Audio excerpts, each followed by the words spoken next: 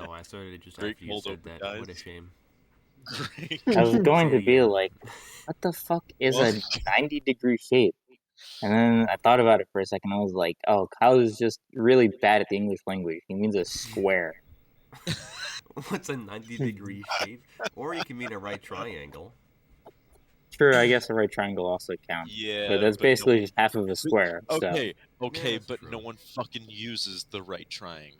What do you okay? mean, bro? I love right triangle. what are you talking about? The right triangle is incredibly prevalent in mathematics. Yeah, I it's think one we're of like. talking about Tetris. Right triangle. Oh, well, in fanboys. Tetris, you can't have a right triangle because you can't have Pythagorean angles. You can't have like slants.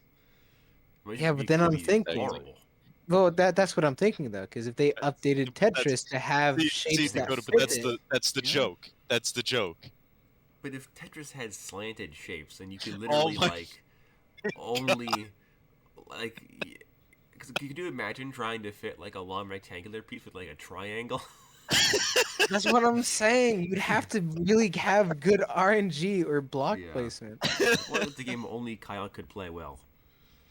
So you need like God to your luck in order to not instantly be able to like, well, literally I got like a rhombus and like a heart shape and I got an icosahedron. and a donut. A 3D shape. Bro, with the rhombic stars. dodecahedron, perhaps? For a 3D Tetris? That's got to be a thing, isn't it? It has to be. What, I'll search 3D it up. Tetris? Well, Surely that's a there thing. is a new Tetris game out. I believe it's called Tetris Connect or something. There's 3D Tetris. The best Russian export It's- Tetris. It is the closest you will get to 3D Tetris. I'll say that much.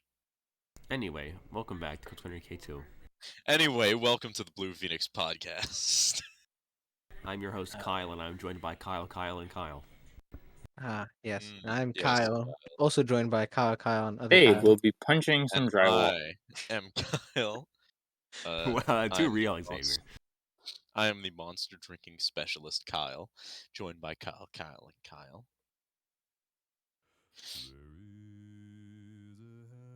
So which I one don't has the remember divorced what- parents? That has to be me then, right? Because I'm the only one that doesn't have a gimmick yet. Yeah. Yeah. Yes. That or I'm like the frat boy, Kyle.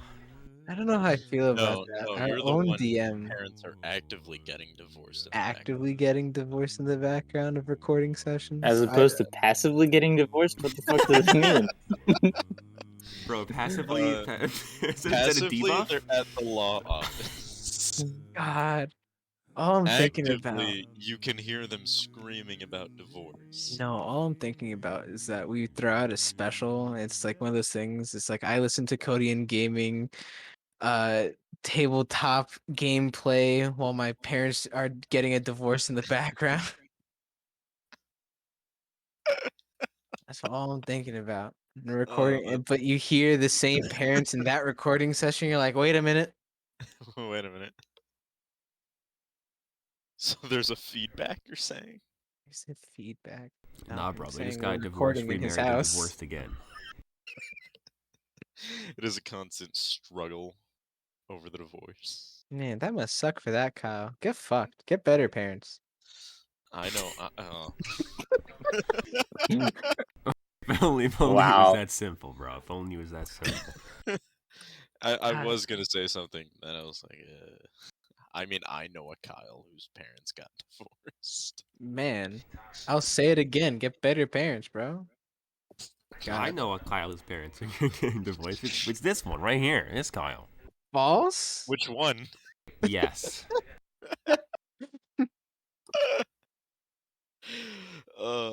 Answer Anyway. E, all of the above. I like to leave my life multiple choice.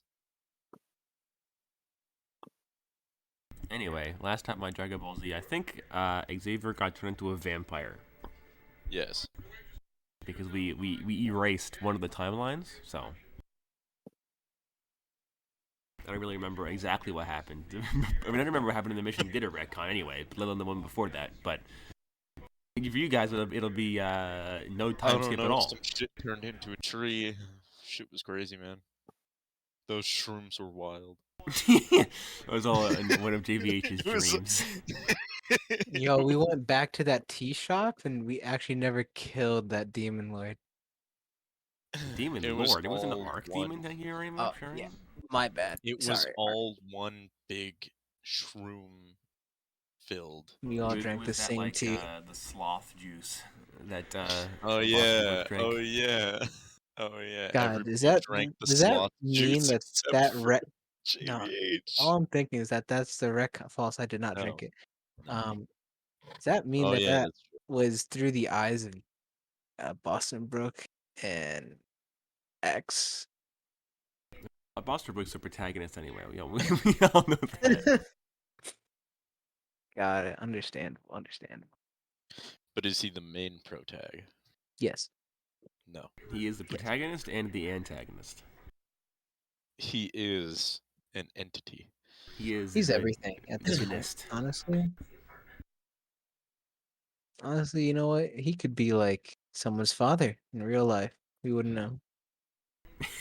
Maybe it's because he is someone's father.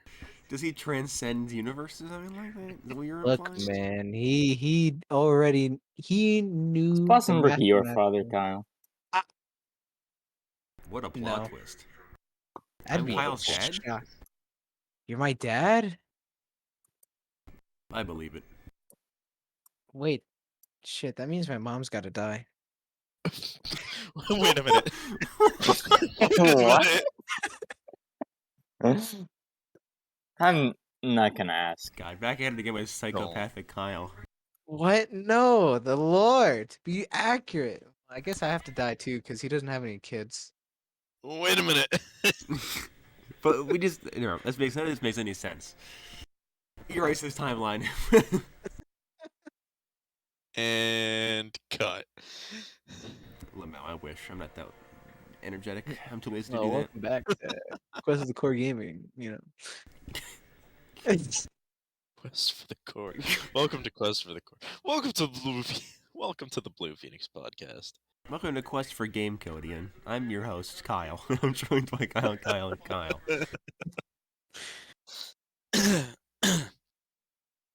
Anyway, I guess I will do my job as the master of battle. The master of events. The master of games. And I will... oh yeah, I'm the master of games, alright. Oh yeah. And I will do my job and set the scene, I guess, Lamau. Yes, please. You're in the conference room. We're just there. Yeah, you're all there. The same conference room that's been used for the beginning of main K2 missions since time immemorial. And McLafferty's there. Of course. But Definitely of course. need to dress up this place with some flowers. I mean, there's Eunice like a says- potted cactus in here.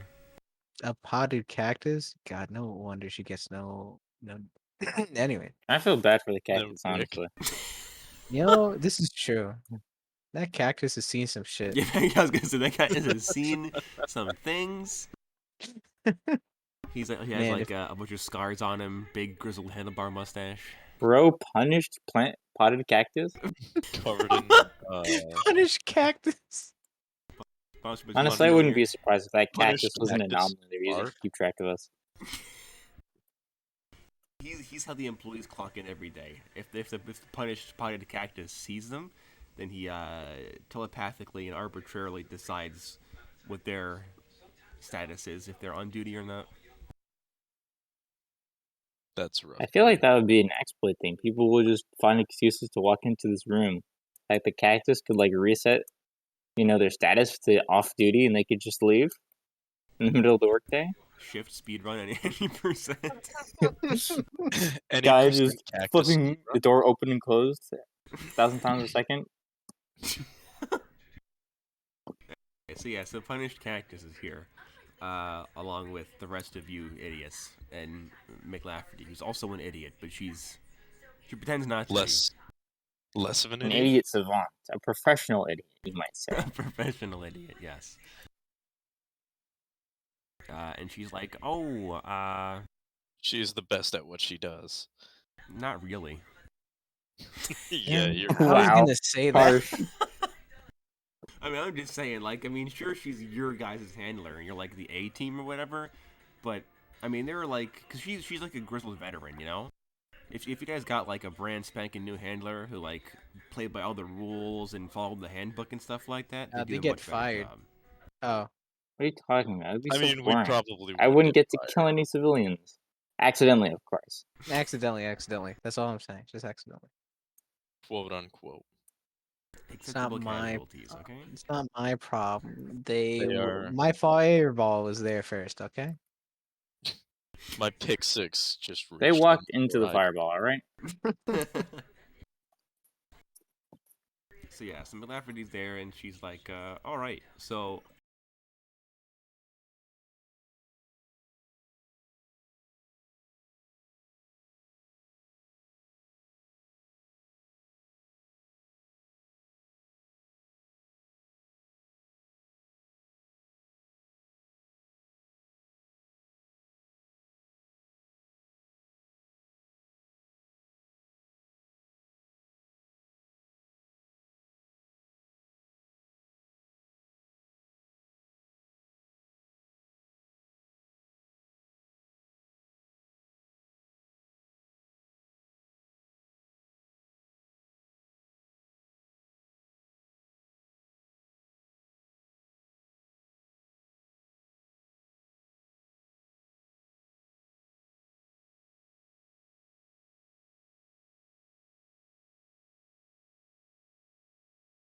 had a Or physical plane. domain.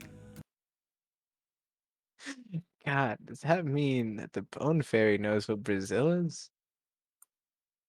The Bone metaphysical Fairy's plane or the probably actual been to country? Brazil. Yes. I believe it. I mean, sure, you guys haven't like experienced like human culture and stuff, but surely you guys would figure out where places are after you've visited them enough times. Actually, wait. If I think I would, I think the fairies would know what Brazil is, considering that they're not like spanking new fairies that have only visited like 3 people to confiscate and jack their teeth. So Have you stolen the teeth of some Brazilians before?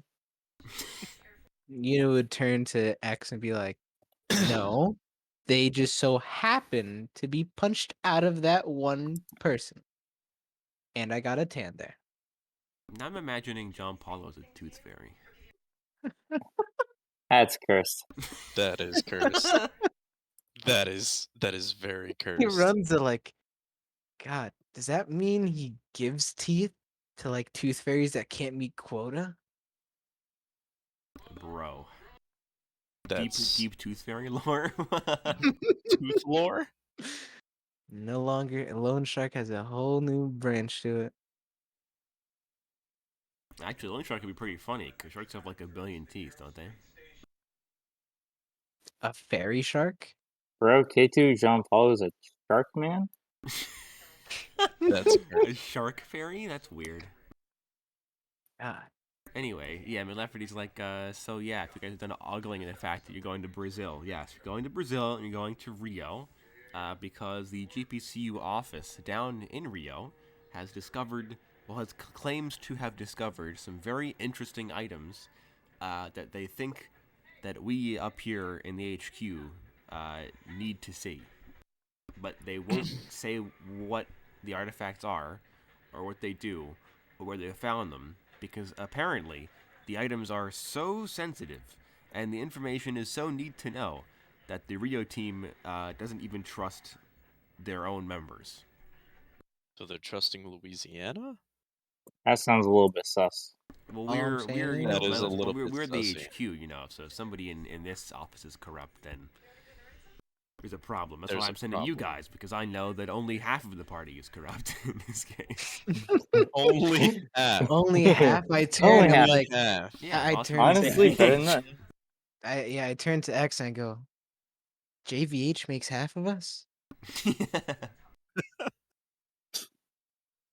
Man, Honestly, I I actually could make 3/4 of the team. 3/4. I could No, have Battle sworn Cog makes up the like entire team. We all know that. Actually, now I think about it, that's very scary to think about because Battlecock with the 26 souls, like that means like there's about a dozen of us who are corrupt in this party, and I'm not sure I want to think about that. Which one's corrupt and which one isn't? Find out next time. We don't care. When Sigmund Freud comes back from the dead to psychoanalyze a chicken. See, Honestly, I'd clucked pay to see that. everything. I could see it. I read that down for a short story idea.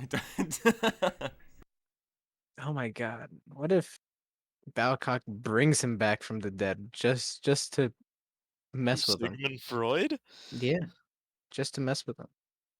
I could see it. Honestly, I'd pay to see that. Nice. You know, I'd like to think that we're having this discussion in character as McLafferty is just like staring at us deadpan. Yeah, You know? she just like Yeah. just blanched at you guys, just like, oh, okay, all right, they're on a tangent again. You guys are just like, what if we summoned Sigmund Freud to psychoanalyze Battlecock and figure out which of his souls in his body are like bad and which are good? Exactly. I think we would have this conversation in character, and then McLafferty's like, "Rio, Ah. anyone?" And Well, I just had a Rio really de scary Janeiro. thought. What if Sigmund Freud diagnosed Battlecock with, like, Oedipus complex. forget the name of it, the Oedipus complex? Yeah, bro, Oedipus complex. That's Mm. not something you want Battlecock to have. What could be so bad? Is it one soul that has it, or all 26? All 26. Yes.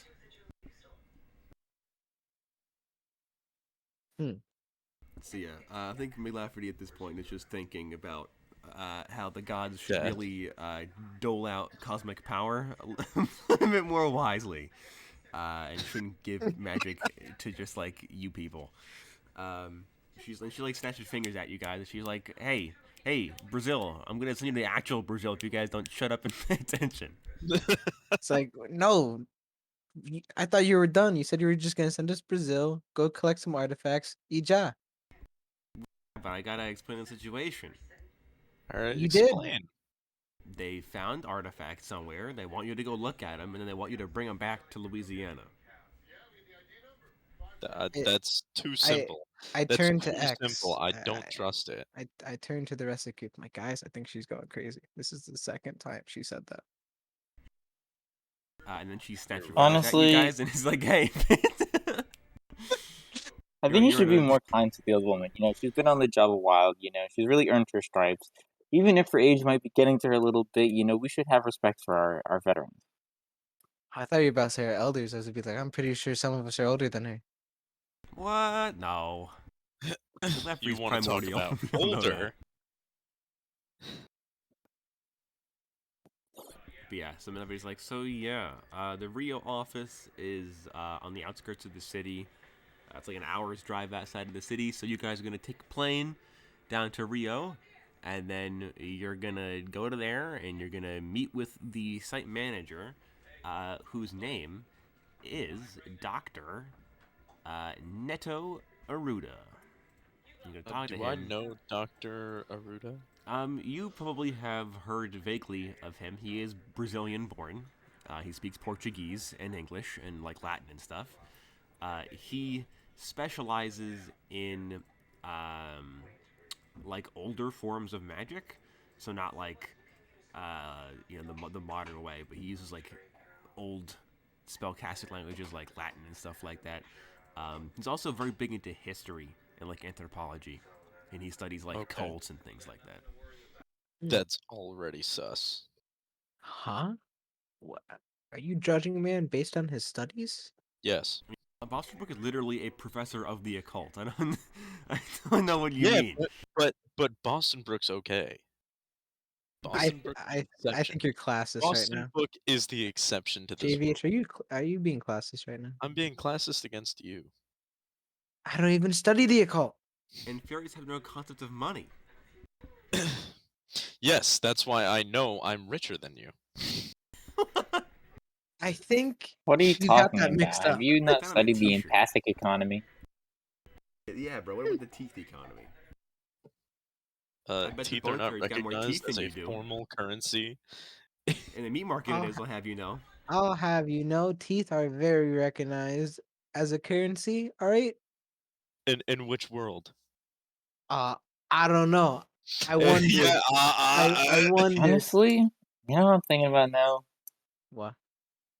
how horrible the inflation rate of teeth must be. Eh, I'll tell you what, you usually grab like 1 or 2 from every like household that has at least like 1 kid. Yeah, but You that's hit but like think about how many other You have tooth fairies there are. 32 from each house. Yeah, Oh, well, there yeah, are there's many a lot of children. like tooth fairies, right? But if you think about it, some of them, the special branch, I have a friend from there one time. She collects teeth on the battlefield. It's really dangerous. Oh, And it's oh, not because they knocked out. She just yanks the teeth right out of the dead person, of course. We respect the dead at to an least they're extent. dead. McLafferty Yeah, face palms. What, were you not done? Anyway, to Brazil. We can have this discussion on the plane, right? I don't think that's the thing that's gonna happen. All right, so you guys hop on into the JPCU's private jet, one of several, the sleek black and red jets, and you guys fly. I think it's like a several-hour trip to Rio, and you guys touch down at around noon, like a day later, because it is, it's a bloody long flight, and you guys get out of the plane and stuff. You have like your bags and everything, and strangely, nobody's there to pick you up.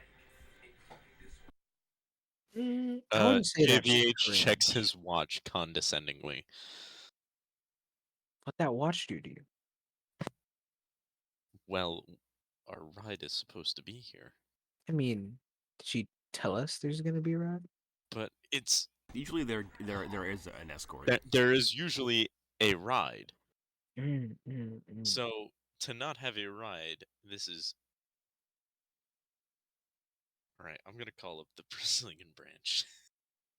Okay, you call up the Brazilian branch, and you get like yeah, hello. Yeah. You sent for us. Where's our ride? And he asks for like your ID information and stuff, and you give it to him, and he's like, oh, yeah. I think I remember hearing about that. This is Do you guys want to ride? unacceptable. Are you guys here?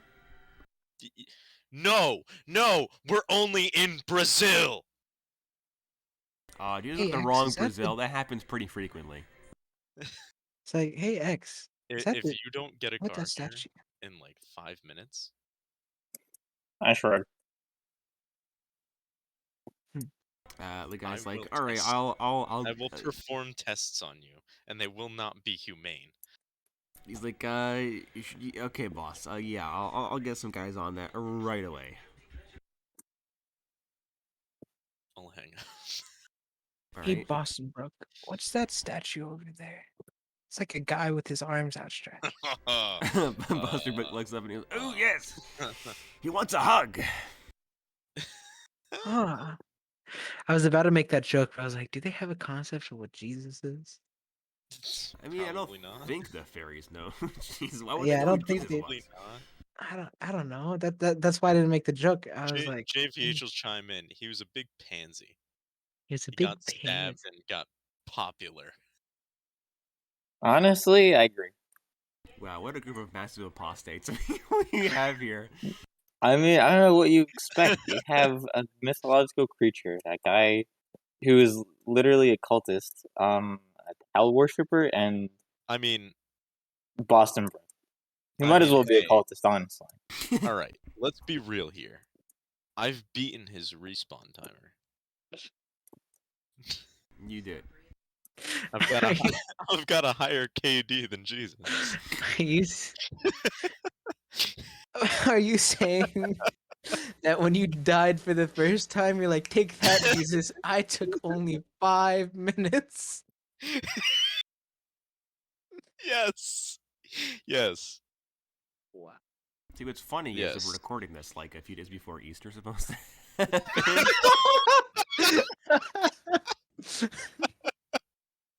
Easter special? Easter special. Bully Jesus. Great. Uh, We're going to hell now. We're definitely going. Jesus. it's canon though. JVH has beaten Jesus' respawn timer. I mean, of course it's canon. You respawned in less Like, than last 3 second. days. That too. Actually, no. I thought he didn't die. Oh yeah, no, he did die. No, I Never mind. did die. I Yep, died to yep. a dinner Because of plate. I was the thinking. retcon I was thinking of timeline. the other one. Yeah, I was thinking of the other one. The dream timeline, yeah. Yeah, So yeah, so in, it's like in in the in the shroom trip, I did die. Yeah, the shroom trip. No, not yet. You would have, but you didn't. Yeah, probably. So yes, like 5 minutes go by, and a mundane taxi cab pulls up to the curb, and the guy begins speaking in Portuguese to you guys, but none of you speak Portuguese. Not even JVH. Nope. Does he speak I Latin? do finger guns at him and I say, ¿Dónde está la biblioteca? Damn it. What's Can I funny is, ask isn't him X in like Latin? cannot be like Pennsylvanian or something like that? Can I ask him if he speaks Latin? No, this random, barely literate Portuguese man does not speak Latin. He probably speaks enough Latin to like read the church services and stuff like that, but not enough to actually like speak Latin. Google Translate. Okay, so you guys whip out your smartphones and begin Google translating into Portuguese, and the guy like puts your bags in the taxi cab, and he drives you guys like the 20-30 minutes across the city of Rio to perhaps the outskirts of the city, and then he keeps going for like another hour, up into like the mountains that are outside of Rio, and you guys actually come to like one of the mountain peaks that look over the Big Jesus statue, which is an actual name, but I only call him Big Jesus. So that's what he is canon now. Where it counts. Yeah, Jacked Jesus is also another fun statue. So you guys get driven like 2 hours out of the city. It is now like full blown like nighttime at this point. Like the sun is actively setting. Well, And there you goes any guys investigation time we get. and you guys pull up to the front gate essentially of this massive compound that is surrounded by a 10-foot tall wrought iron spike fence. And then you guys can see as you get up the taxi cab, there are 4 buildings here. There's the main building, which is the main mansion structure. Then off to the right, there is a small building. Actually, no, I think the right is the garage. The left is the barracks, and then behind the mansion is the armory building. And you guys get out and taxi. You guys pay him in U.S. dollars. I guess like it's like a couple bucks, probably a few bucks, because this is Portugal, not Portugal. This is Brazil, even worse. And then you guys are just standing on the sidewalk with your stuff. There are no door guards here. Like it's just a front gate, and then like the walk up to the building. How appropriate. I will be addressing this to the council.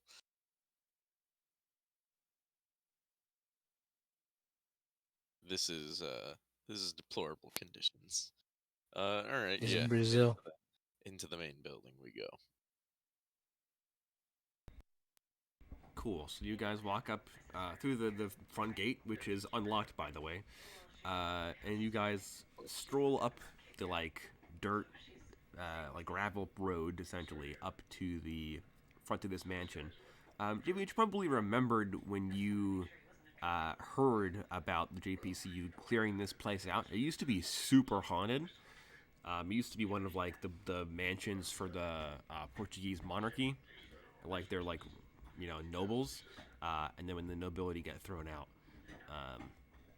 it got haunted, and then JPCU came in and cleared it out for the locals and bought the place because nobody would live in a haunted mansion after that. So you guys walk up. It's a very creepy building. It is 3 stories. Well, technically, I guess it's 4, but the 4th story is like very small. It's like a little extra, little like towery bit. But it is 3 stories. It's pretty big. Very nice looking. It could be nicer if they paid it to get like refurbished and stuff. Some of the paint is chipping. The stairs are a bit worn. You know, things could use a little bit of do up. But other than that, it's pretty cool. Old mansion looking building. And you guys walk up to the front, up the front porch steps, and up to the large set of double doors. And you give it a hearty knock, and like 10 seconds pass, and the door opens. It creaks open, and a JPCU soldier, a guard, opens the door. Just like 6 inches, he cracks it open, and he's like, "Good evening, Canton. Can I help you, sir?" And I'll companions? flash my ID. And he's like, "Oh, yes, of course. Well, I'm afraid that it appears that we've had a spot of trouble inside, a bit of a mess, and we need some time to clean everything up and make it presentable for your visit." Yes, because your branch has some explaining to do. You're like, yes, we apologize. We've recently had some complications. And those would be? I'm like, oh, nothing of any particular note. It just made an awfully large mess in the foyer, and we're working to clean it up, but it'll take a few minutes. I assure you, you do not want to go in there right now. Are you sure? He's like, yes, the smell is awful. What would this mess have been? He's like, it is quite gory, I'm afraid. I think I'd like to know what happened. On On behalf of the High Council.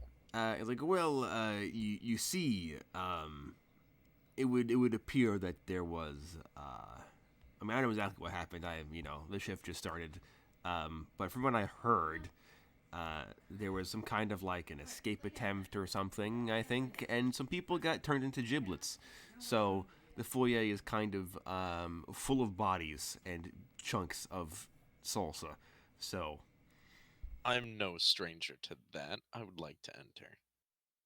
And then the guard's like, wait, my boss, the site manager, Dr. Rudy, he would prefer it if you remained outside. He wants to make a good first impression, you know. Well, I mean, in my opinion, Foundation security comes before first impressions.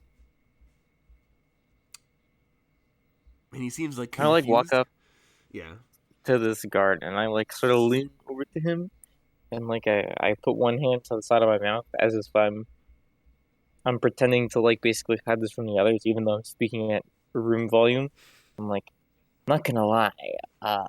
If you wanted to make a good first impression, I don't think you should have mentioned escape attempt as the first thing.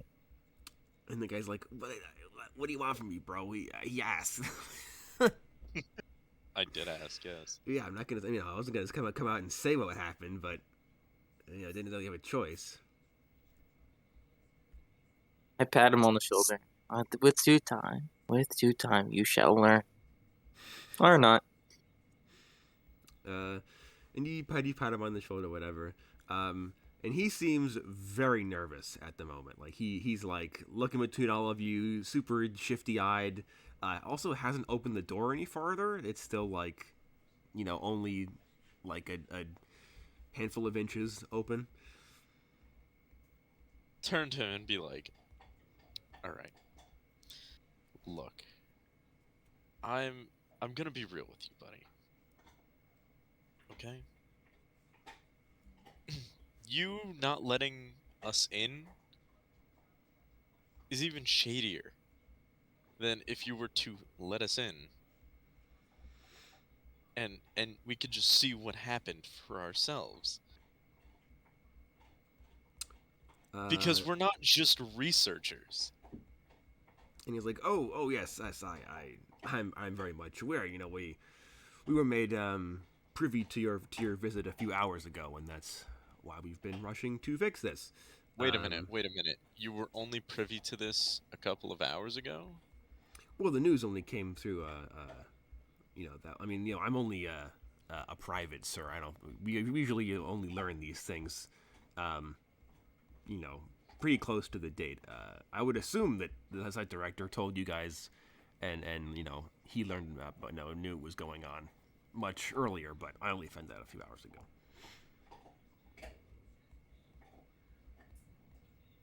See, Brazil. yeah. It's like I'm just the door Brazil. guard, sir. I it's above my What pay happened grade to the the kind of things gate that guard? goes on, That's my big question here. What happened to the gate guards? The gate guards, and he kind of like looks past you guys, over to the front gate. And he's like, "Oh, I believe they're changing the guard right now. Should be around here somewhere." Because guards should be stationed here 24/7. Also, something I forgot to emphasize, but I feel like I should have before. As you guys walked from the front gate to the main building, there was nobody. Like, it is dead quiet. Yeah, I'll turn to the guard and be like, there's literally no one here. And he's like, "Oh, well, I believe that at least some of them are inside, helping clean up the mess that we have. But the door guards, they should be around here somewhere. I don't know. They were here a while ago." This doesn't bode well. We need to speak to the site manager. And he's like, "Oh, yes, of course. Let me just have a look, see where the cleaning is going." And he closes the door, and you hear him walk up some stairs, just past the door because there's like a little airlock area before you get to the actual foyer. Do you guys do anything before he gets back, or do you just chill? Uh, I have to ask, what I'll- is the building like on the outside? On the outside, what do you mean? What is it like, appearance-wise? Mm-hmm. Large, 3 and some change story tall, very old-looking mansion. The lawn is very well manicured. Everything looks to be well taken care of. The building is evidently showing signs of its age, but still is relatively nice. Looks like it probably looked a lot nicer when it was new, but it's a creepy old mansion on the mountains of Brazil. It's not going to be the most welcoming of places, and it is also dark, getting dark, so it's only getting creepier. And some of the lights are on and stuff inside. You can see that too.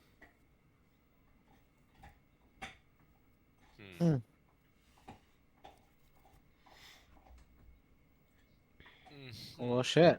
I don't know what to tell you, except for they just weren't ready. What can I say? This is some sus stuff going on It's here. Brazil. I don't know. Sus. This is sus. It's normal Brazil. I trust mean, me. hey, I don't think anyone can disagree that it's incredibly sus, but I'm not here to solve problems. I'm here to shoot things and occasionally identify demons, so. I mean, granted, but still, there are things happening. I mean, cannot be hey, as far as I'm concerned, you're the leader, so if you want to stay Yeah, here, I'm just cool to gonna- stay here. I'm just gonna go in. Methinks. Look, I very much appreciate the concern for, the appearance of the place, but we have business to attend to. He closed the door on you, right? Yeah, okay, but yeah, I'm gonna go in anyway. Oh, I don't know. Just the way you were talking, it seemed as if you I were was trying to telling talk to him. everybody. Oh, yeah. Go ahead. I already thought you were gonna push the door in the moment he was speaking to you in the first place. So It's okay. So do you open the door? Yes. It's locked. Of course it is. There is no door guard. They're all dead. Yeah, I mean, you that's just that's looked what I'm at the guy, getting and the guy that you saw, he looked like he was dressed in the usual, like, the black Kevlar vest with, like, the white undershirt and, like, the name tag and everything. Like, it all looked normal. I'm gonna bang on the door. All right, so you bum bum bum bum bang on the door, and a few seconds later, you hear like somebody running on the stairs, and you hear like a lock disengage, and the door creaks open 6 inches, and the guard comes back, and he's like, yes, my apologies. I just spoke to the site manager, Dr. Aruda. He is disappointed that we haven't been able to finish the cleanup yet, but This is not a concern of mine. Hey, Kode. yeah. As this guy comes back, can I use blood flow vision on him? Blood flow vision. Oh, okay. Gonna use a vampire power. All right. Man. Okay. I was gonna do this earlier, but like JV mm. didn't want to do anything. But now I Yeah. figure it's probably time to go. Now I have to think. Well, you definitely see that he has blood. But is it his? Okay, that's You a don't know plus. That's a point in his favor. that. Has blood. Looks human. Check. Has blood. Check. I don't think it would be flowing though. Or maybe it is. I don't know. I think it would be, but I think it would be flowing, but I don't think it would be flowing as fast as you would expect a healthy human. Hmm.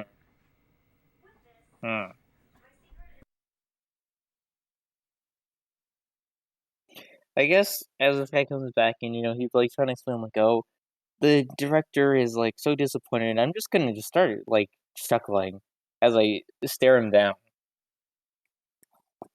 And he looks like really nervous, and he looks at X, and he looks back to GBH, and he's like, "Is your friend okay? Did I miss a funny joke? Did I get like some gore on my teeth or something like that?" Let us in. And he's like, "Yeah, sure." Once again, and he like bows, and he's like, "My apologies, but please, welcome to our humble abode." And he swings the door open. And you guys find yourselves in, it's kind of like, not an airlock, but it's like the antechamber to the foyer, which is itself also an antechamber. But this is like, it's an enclosed room, with a staircase that runs down the middle of it that goes up a little bit more to another set of doors, and there are like some potted plants and stuff like that around here. For decoration and things like that. Some candelabras on the walls. I have the art that I can provide. Or the map of the building. It's a very large map. I regret making it. Gonna be honest. So yeah, you guys are in room, that would be room 1A you guys are in. Jeez. Yeah, it's larger than charge, bro. I told you. 4-story mansion. And you guys, he leads you in, and he's like, please, follow me.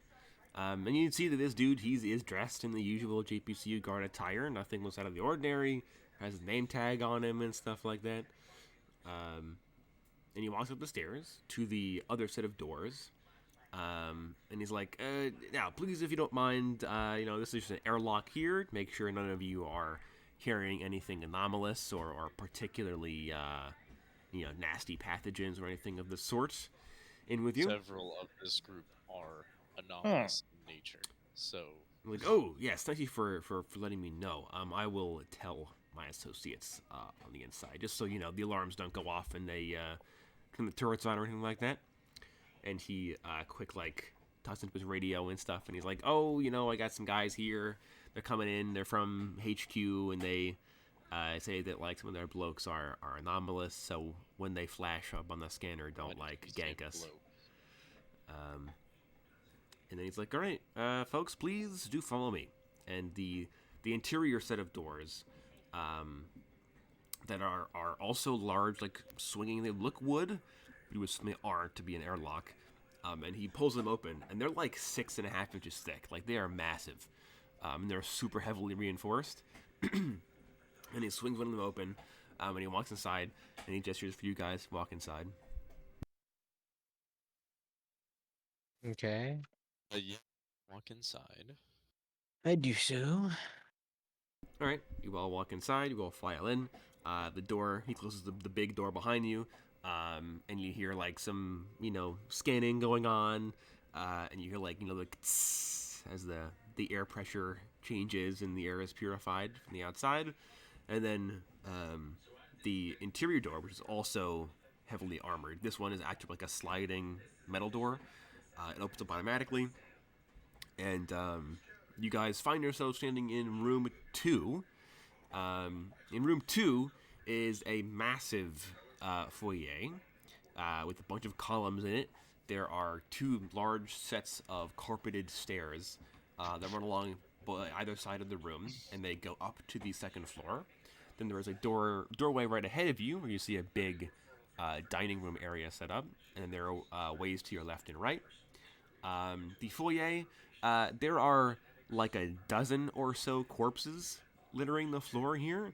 Most of them are actually all of them are JPCU soldiers in various states of mutilation. Some of them appear to have been eaten partially. Most of them are lying in like a pile in the middle of the room. And there are a bunch of other soldiers in here who are all wearing like the full combat gear. So like, black fatigues, black combat vests, black balaclavas, goggles, helmets. And they're like swabbing the floor with like mops and stuff like that, trying to like clean the blood off like the fancy marble tiles and stuff like that. Yeah, the room is. They're also like the walls, floors, ceiling are all riddled with bullet holes, covered in blood. There are bullet casings all over the floor. It looks like a war went on in here, essentially. And the guard walks in and he's like, yeah, like I said, our sincerest apologies. Something's seriously not right. Do you say that out I walk loud? up to I'm gonna think that for now. I walk up to this guy that we're with, and I put my hand on his shoulder. Can you wait for a moment?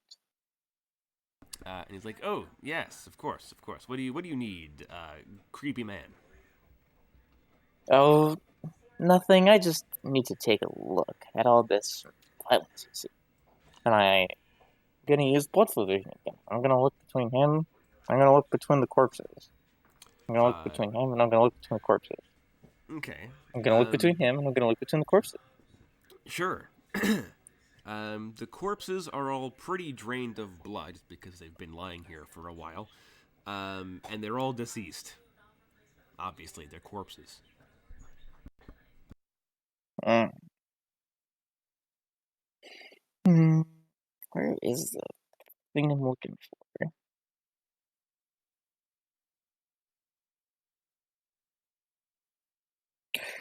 Ooh. Never mind. I'd have to prick this guy to use his ability, so never mind. Well, Kring. I was gonna blood read him,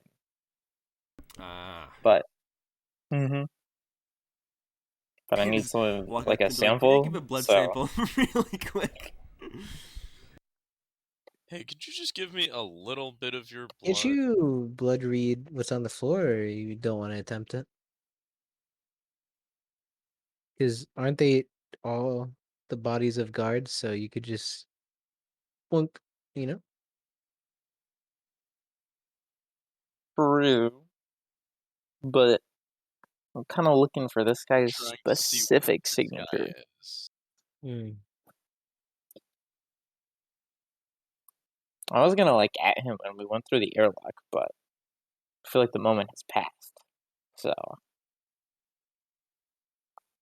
I mean, if you wanted to, we can retcon and say that you guys did that when you were in the airlock. Good, yeah.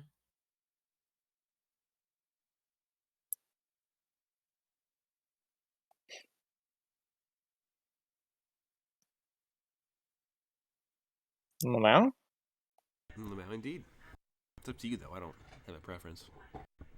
I mean, alright, well, if we're gonna retcon, then when we step in the airlock, and it's like, he's like, oh, we need to check if any of you are anomalous that have illnesses or whatever, then I will look to him and I will ask him,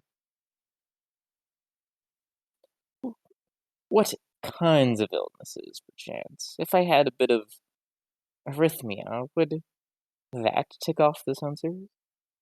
You're like, no, nothing like that. The scanners pick up, magic signatures.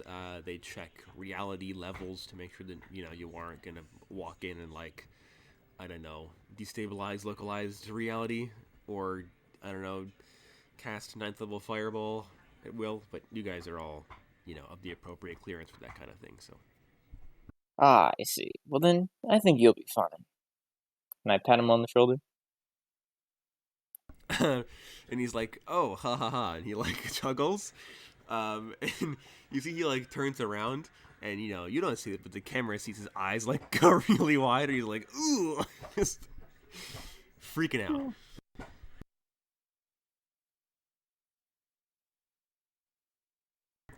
So then you guys walk through the airlock into the foyer. You see all the stuff going on, and yeah, you guys spot the guards and stuff that are in here doing their thing, mopping up the floors. Some of them are dragging the bodies along. It is also very quiet in here. Like, not a lot. I mean, you guys can obviously hear, like, the slopping of the mops against the bloody floor, and, like, them dragging corpses around, but no talking or anything like that at all. Ominous.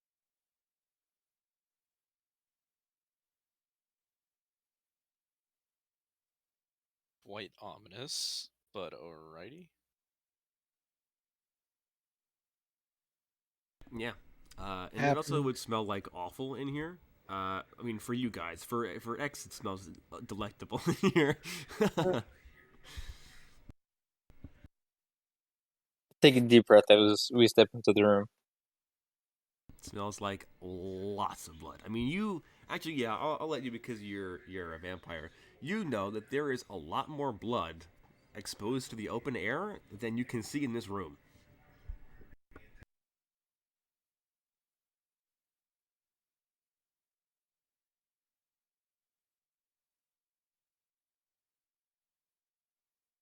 I mean, alright.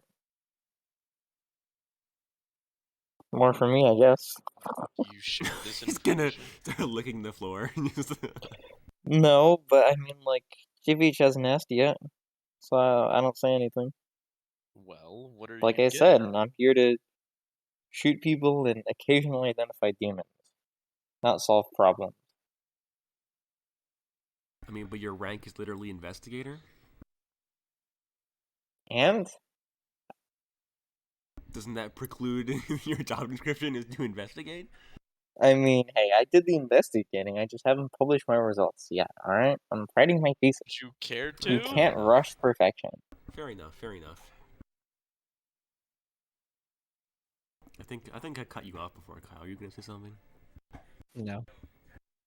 No. All right, then perish. There we go. Deed is I'll done. turn to the guard. All right. Where is the site manager? I believe he is on the 4th floor. That's his private domiciles up there. I believe he's in his laboratory at the moment. But I can have somebody fetch him for you. I was gonna say, could you please show me, or show my colleagues here to their rooms? I'm going to give him a visit.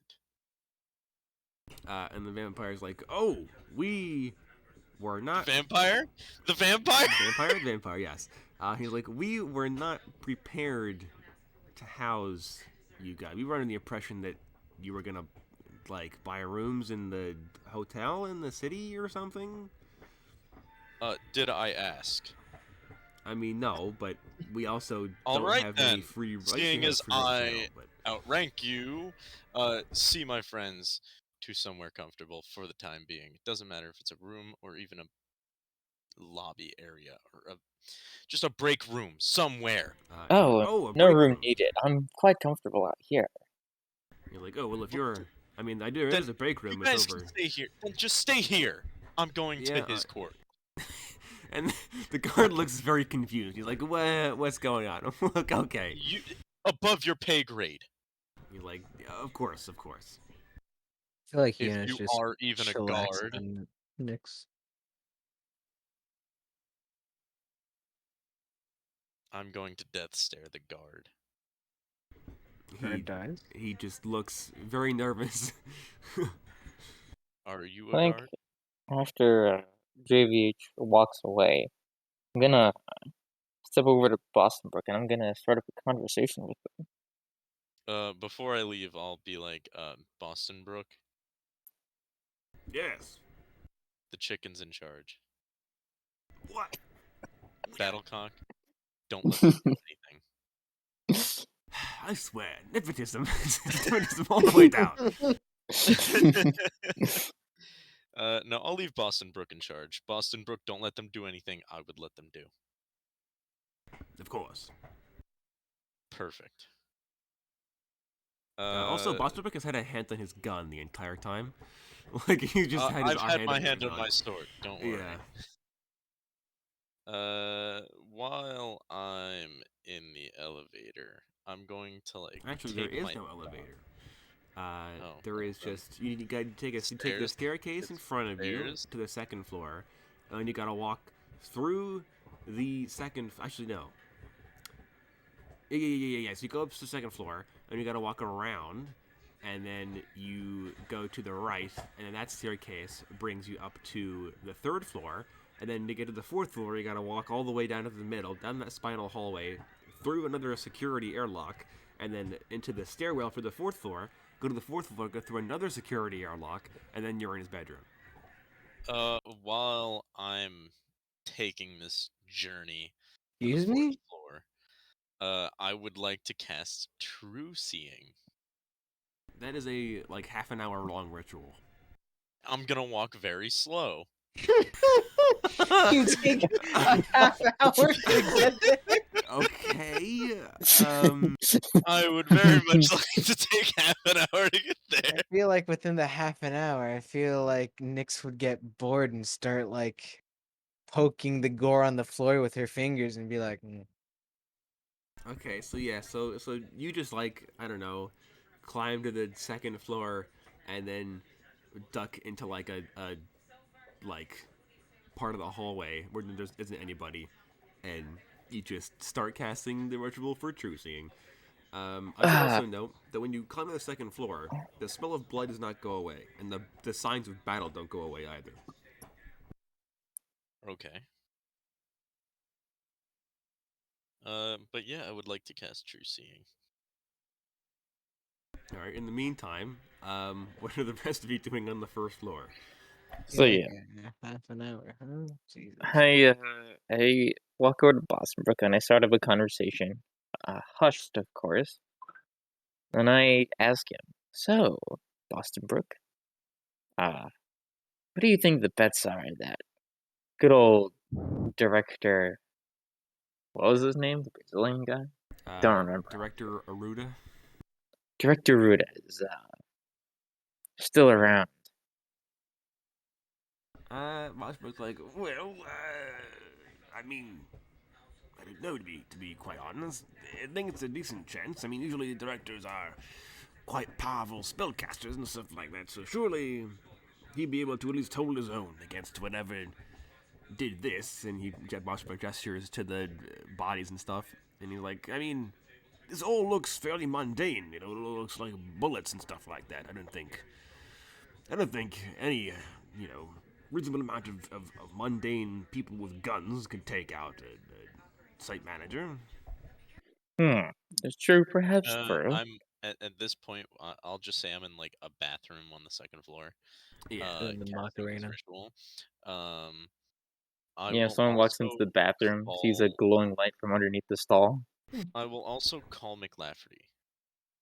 You would not be able to do that and also cast the ritual at the same time. Well, after. That will be in a while. Yeah.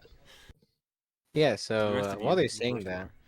right, while they're talking about it, and Nix and Yuna are just there poking the gore on the floor. I think Yuna Are would you just collecting bones? no.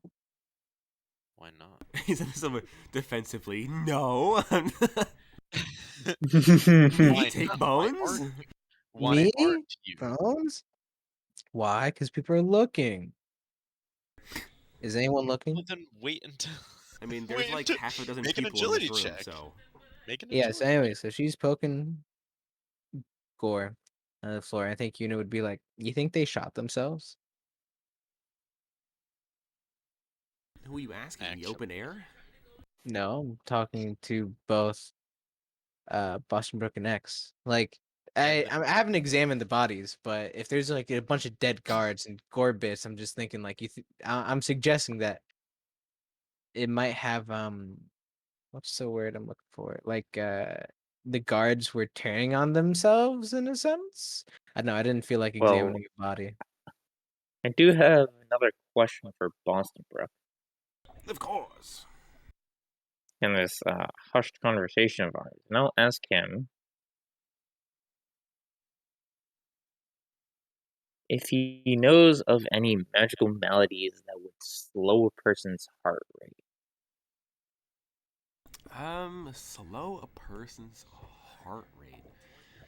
I mean, a slowed heart rate can be like the side effect of certain abjurative spells to like stop bleeding and stuff like that, and to like, prevent somebody from bleeding out. But other than that, that's usually like a very bad thing. Usually, you want blood to move quickly so that you have like a better metabolism and your body can move faster and move more. So slow is generally bad. Hmm.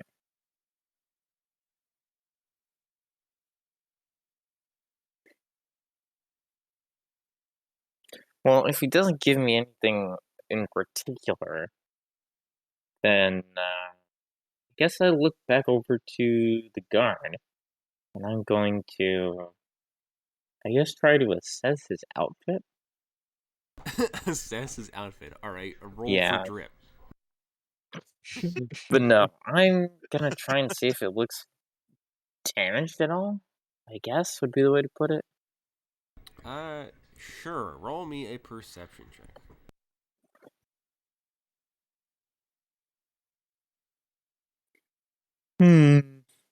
That is a 3. Hmm. I mean, I'm pretty sure this all passes because you're a vampire. Um, that his uniform appears to be legit. He is like the part of him is covered in blood, like his like pants stuff like that are stained, and some of his like sleeves and his Kevlar vest are stained with blood. But he doesn't appear injured, and the uniform isn't like ripped or torn or anything like that. So you assume he just participated in whatever fight was going on or got messy cleaning the place up and hasn't changed clothes.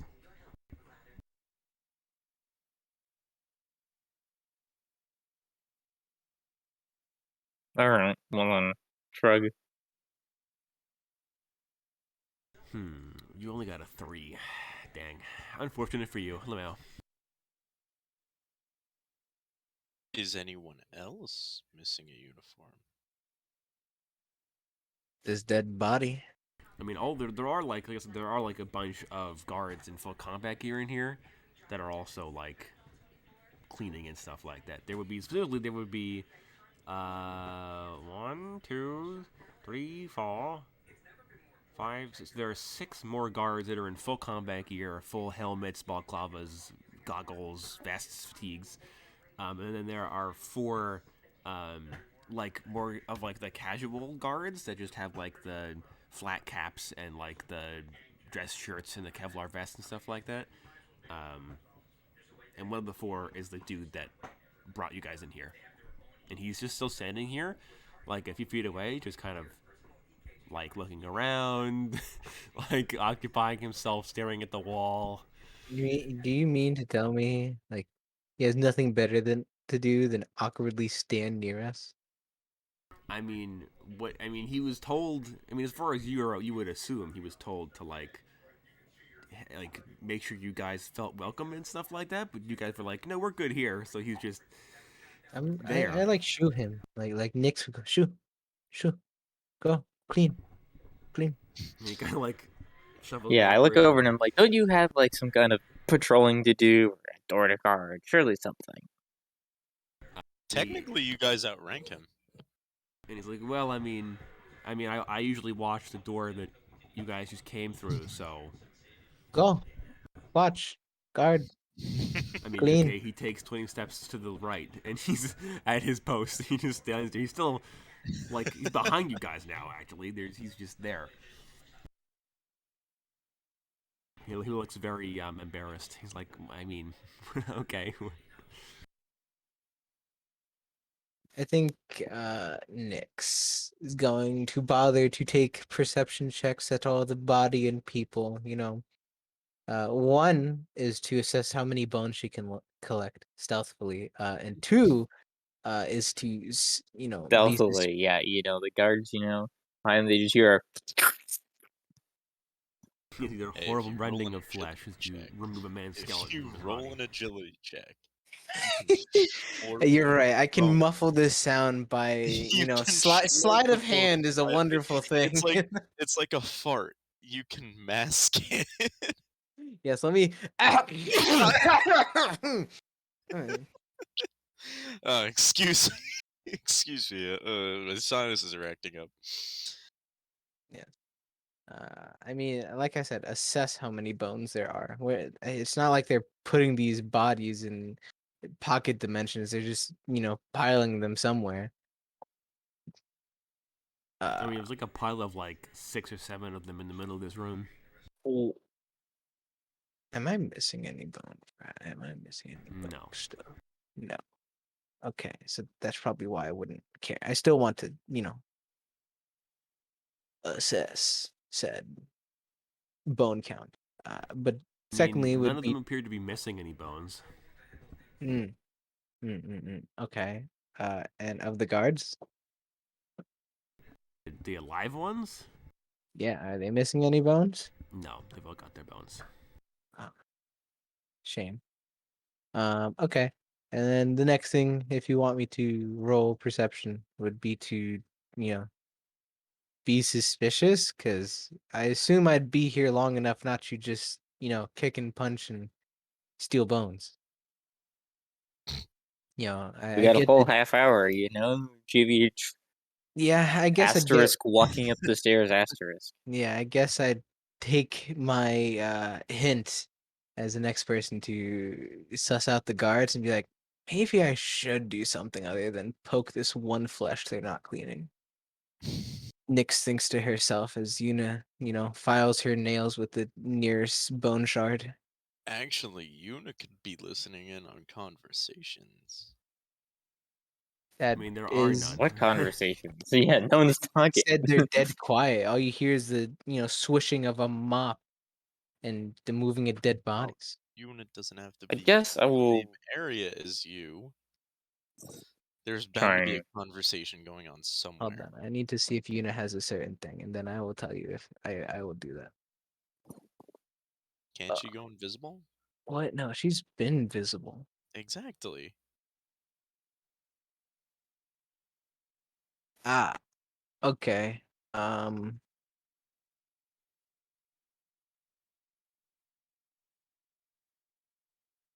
I guess she can walk around.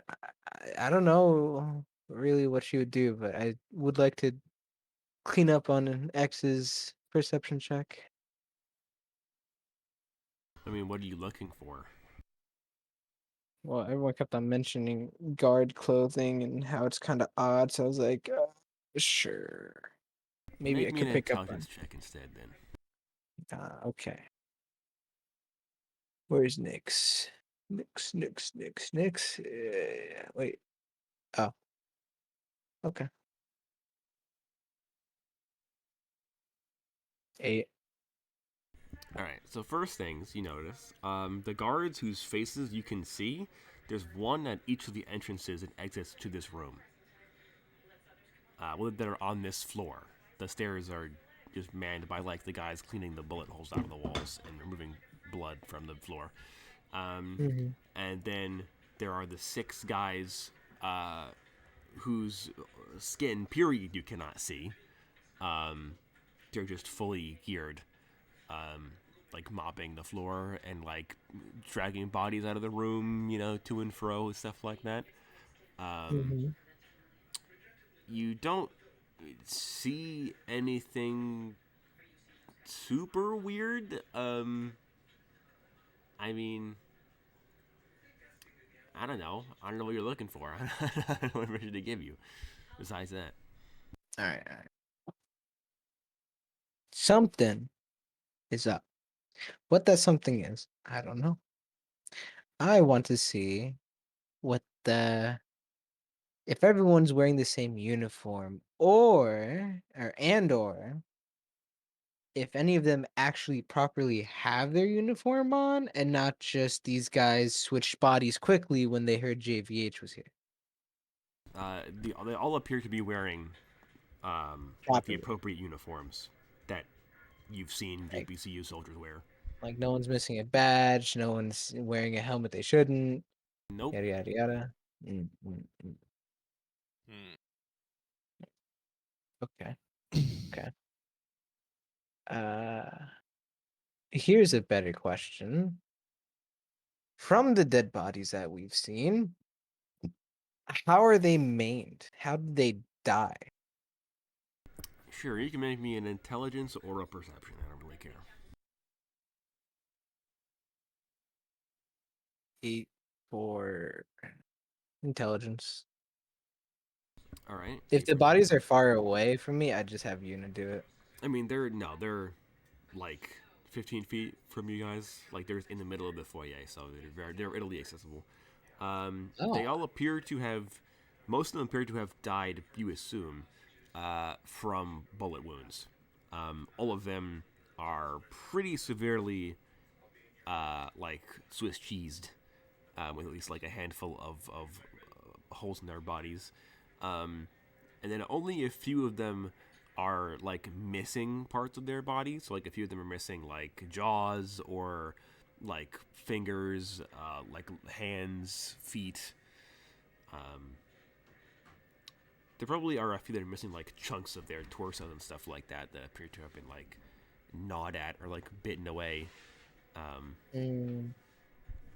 But generally, it's pretty obvious that their cause of death was GSW.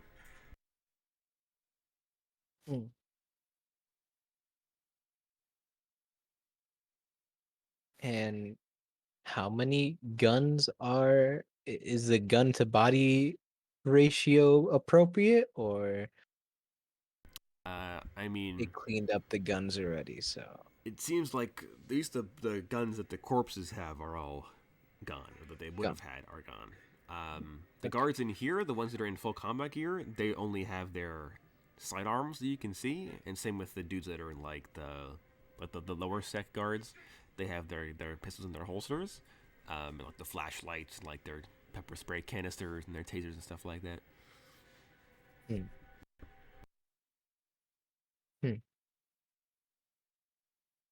I need to make an intelligence check. Listen here, 30 minutes. Okay. I suppose Nyx and will walk over to the two talking quietly, and would be like, "It's too quiet for Brazilians." What, are you racist or something? You think Brazilians can't be quiet? What are you, classist or something? No, racist would be the right one. Listen here, right? Anyway, and would go, "No, I've tanned here before, but no one's talking for people." I mean, I feel like would go and be like, "You think they're stressed out? Is that why no one's talking?" No, I think they're just dead inside. Undead inside? Oh, that would be pretty funny, but surely not. Surely these upstanding members of the JCPU could not be such a thing. As Well- I turn my blood flow vision to the armored goons in the room. The guys who are like in full combat gear, Mm-hmm. yeah, they have no blood flow at all. Oh. Oh. Well, there's our smoking gun. Yeah, finally somebody caught on. I mean, like, no? I mean, it was not. I mean, I'm not sure about you guys, but out of character, when I walked into that doorman, I did not believe for a single second he was a legit employee of the JCPU. No. But he is neither though. did That's the I. thing. He is. What? You know what? I mean, he's an employee. He's worked here Wait. before. Does Yuno and or Was Mix have an a phone? employee. And he still technically is an employee. He's not dead. Was. Hold on. If he Let does me not have a clarify. blood flow. He's sus. You were correct. That's on purpose. Mm-hmm. Well, It's here's just the that one guy? yes, that one guy. Everyone else is naturally undead in this branch. I'm surprised you didn't know, JBH. You know. No, but what I was gonna ask next is, do either of the fairies have a way to contact anyone? Well, No. Use your no. vocal cords that the Feywild gave you.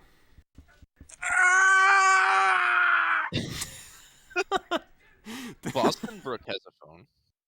He does, and he can probably cast a message if he wanted to. he's an archmage.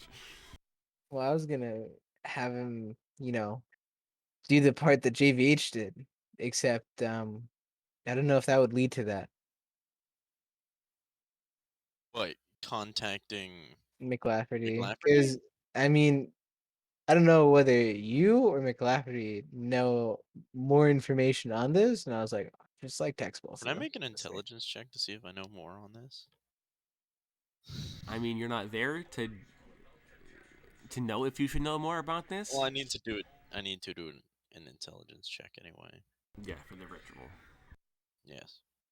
Mm, Give me one but second, I need to yeah, I find think like Yuna would bother Boston Brook, be like, hey, you know any information about this place, this This branch? branch?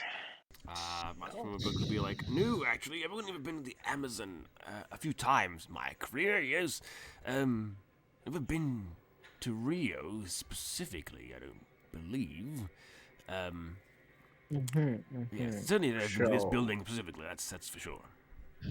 So you wanna maybe get like information about this area?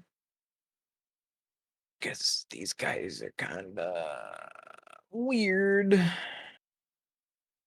And most was like, where? You mean like going to the local library or something? What do you? What? Why would the local library know about this branch? Well, you just said find more information about them. That's What do you the mean? tick. It wouldn't. Well, I don't know. Text like JVH or McLafferty. Make her useful. None know? of you know that I'm doing this ritual. Exactly. That's why I mentioned you. Fair enough. Like maybe he knows something. She knows something. Maybe even the characters know something. Must be like, Kateo Bast. Continue about. Actually, he's a massive fan of the city of Rio de Janeiro. I don't know if you guys know that or not. But yeah, so He vacations here. Yeah, we vacations here all the time. Moshpa's like, sure. What do you want me to ask McLafferty? General information. Maybe more on how this branch works. Because if we're all uniform, at least See, the the joke's guards on are. you. The people of Rio de Janeiro just have unnatural blood flows. Oh, that's the Yeah. plane of Brazil and the real, you know? What if these guys are all extra dimensional from the other realm of Brazil? I've got That would my, be worse. I've got my roll ready, by the way. Okay. But yeah, I'd tell him to be like, just ask her that. Just I don't know, just bring up information about these guys. And they'll be like, sure. And he texts McLafferty like, hey, how do Rio Branch work? What do Inquisitive Branch emoji. and Rio? And McLafferty sends back, what? And Osterberg's like, quick, how do Branch and Rio work? And he His just, phone too. huh? Me no phone. Yeah. And Osterberg's like, give information. Rio Branch, how do work? Biblioteca? Question mark. And McLafferty's like, I mean, they're in standard JPCU branch. The building used to be a haunted mansion, and now it's not a haunted mansion, and it's been that way for like several decades or something like that, 2 decades. It isn't very large. It's pretty small for JPCU branch, that's because it's out in the middle of bloody nowhere. It's primarily a research outpost. I would That's have sus. like Boston Brook text back, be like, this isn't standard, and have him send a picture of the bodies. McLafferty sends back like the 2 eyes emoji. And she's like, no, that's not normal. What the heck happened? Did you do that? I'd look at Boston Brook and Now be I like, know how it's gonna sound. I would look at Boston Brook and be like, I was minding my own business. I see. I already see the scene already. They kick in my door. Your mother. Anyway, and be like, I think no, Nix would grin and like think to herself and be like, oh, he this should is definitely say. this is what McLafferty sends back.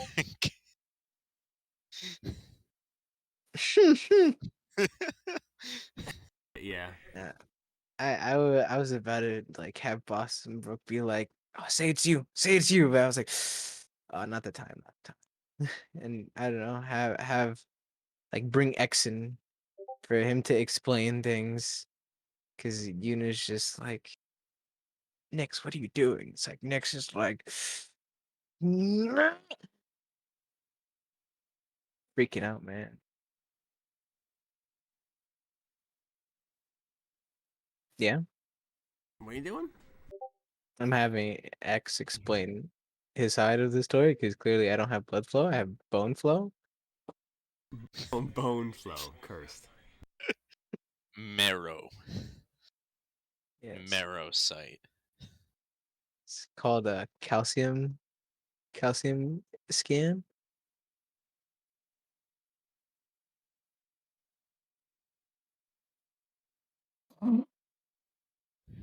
Riveting.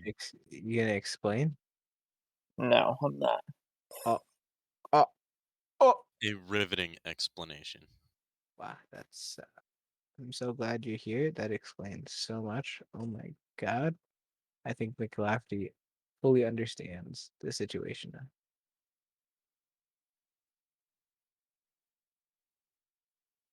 Better question is, did you ever tell us about the blood flow?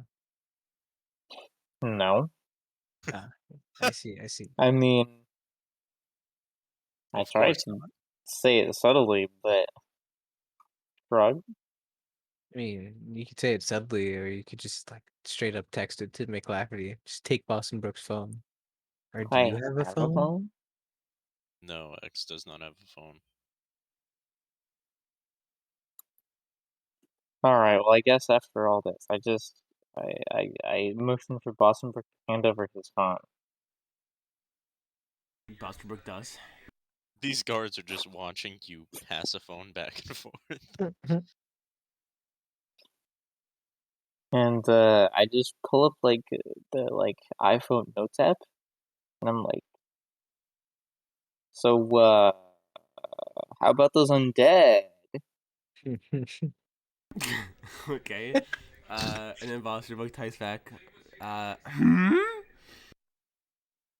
He puts in the colon shaking eyes colon. Yeah.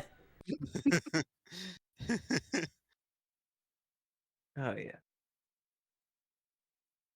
And yeah, I do a new on him like you haven't noticed. Bosterbrook's like, well, I suspected. Well, suspect no longer. And then he'll write back to be like, are they all undead or are just some of them undead? One guy. The guy, the doorman, maybe.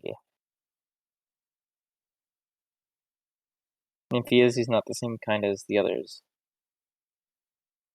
I'm gonna make a check for Bosbrook. I'm gonna see if he's smart. And he is. He's not. He rolled a 10, so yes. So he's like, oh, it all makes sense now with the slowed heart rate thing. He's a vampire. Mm-hmm. No one could What have joy. guessed. What joy. Literally nobody saw that coming. I know. I am a master of Yeah, of mystery. master. Oh my god. I just erased your Freudian slip from my mind. I actually wasn't paying attention. I'm shopping right now. I'm shaking and crying right now. The tales that I weave are intricate beyond normal human ken. Are you a vampire? Yes. Dakota is a vampire, yes. God. Why do you think he has such a distaste for humankind?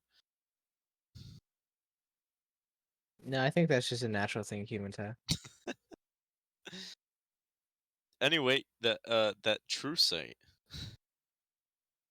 Sure, I'll say that at this point your true sight ritual finishes. I'm also going to call up McLafferty and be like, while I'm in this bathroom stall, and be like, "Hey, yeah, can I get an RTF on standby?" So you come in left and she's like, oh, I was just gonna text you. Where are you right now? Are you okay? Are you guys doing all right?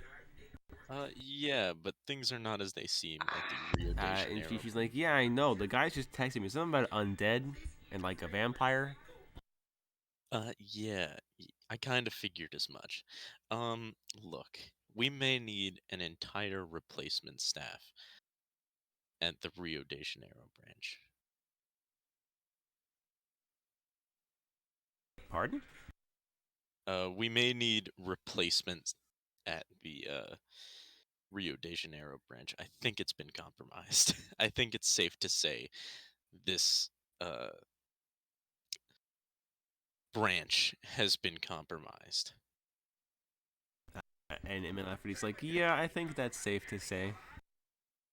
There is a multitude of dead bodies in the lobby, and the entire place smells of iron and blood.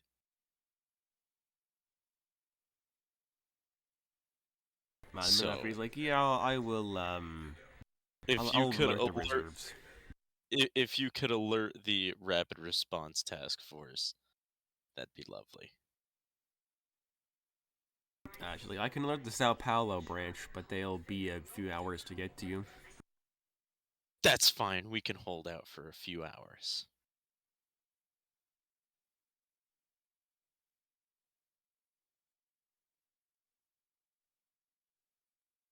And then she hangs up. I will then text Boston Brook, Sao Paulo, 2 to 3 hours, entire cleansing of branch. Racial cleansing? Hold position, do not act. Okay, then Boston Brook will pass that information on via the Notes app to the other two of you. Or 4 of you, I guess. And then I will continue on my way to the director's office. Alright, so you make it to the 4th floor, and you walk into the 4th floor. Actually, you make it to the 3rd floor, and as you pass the 3rd floor, I think that would be room... That would be room 22. There are a few other guys in here, like the security guards in here, and this room is full of bodies and like blood, and it's like a table in the middle, like a meeting room table that has been trashed. There's blood all over it, bullet casings everywhere. The furniture has been overturned. Chairs have been tossed across the room. And there are I two of like the lower security guards who are watching two of the higher security guards like move bodies around and like rearrange furniture. I look at them. They look back and salute. Well, the two guys in the lower security salute. What are you doing? And they're like, we're cleaning up the mess. Good. And I'll give them like the shifty eyes. They go about their business. Do I see anything different about them with True Sight? With True Sight, you notice that their eyes glow red. I'll turn back to the other two guards and I'll be like, could you, hey, you know what? Never mind. I'll catch you on the way back. They're like, sure, let us know. They were never seen again after that. I'll text McLafferty and I'll be like, this is more serious than I thought. It is indeed vampires. She takes back Lamau.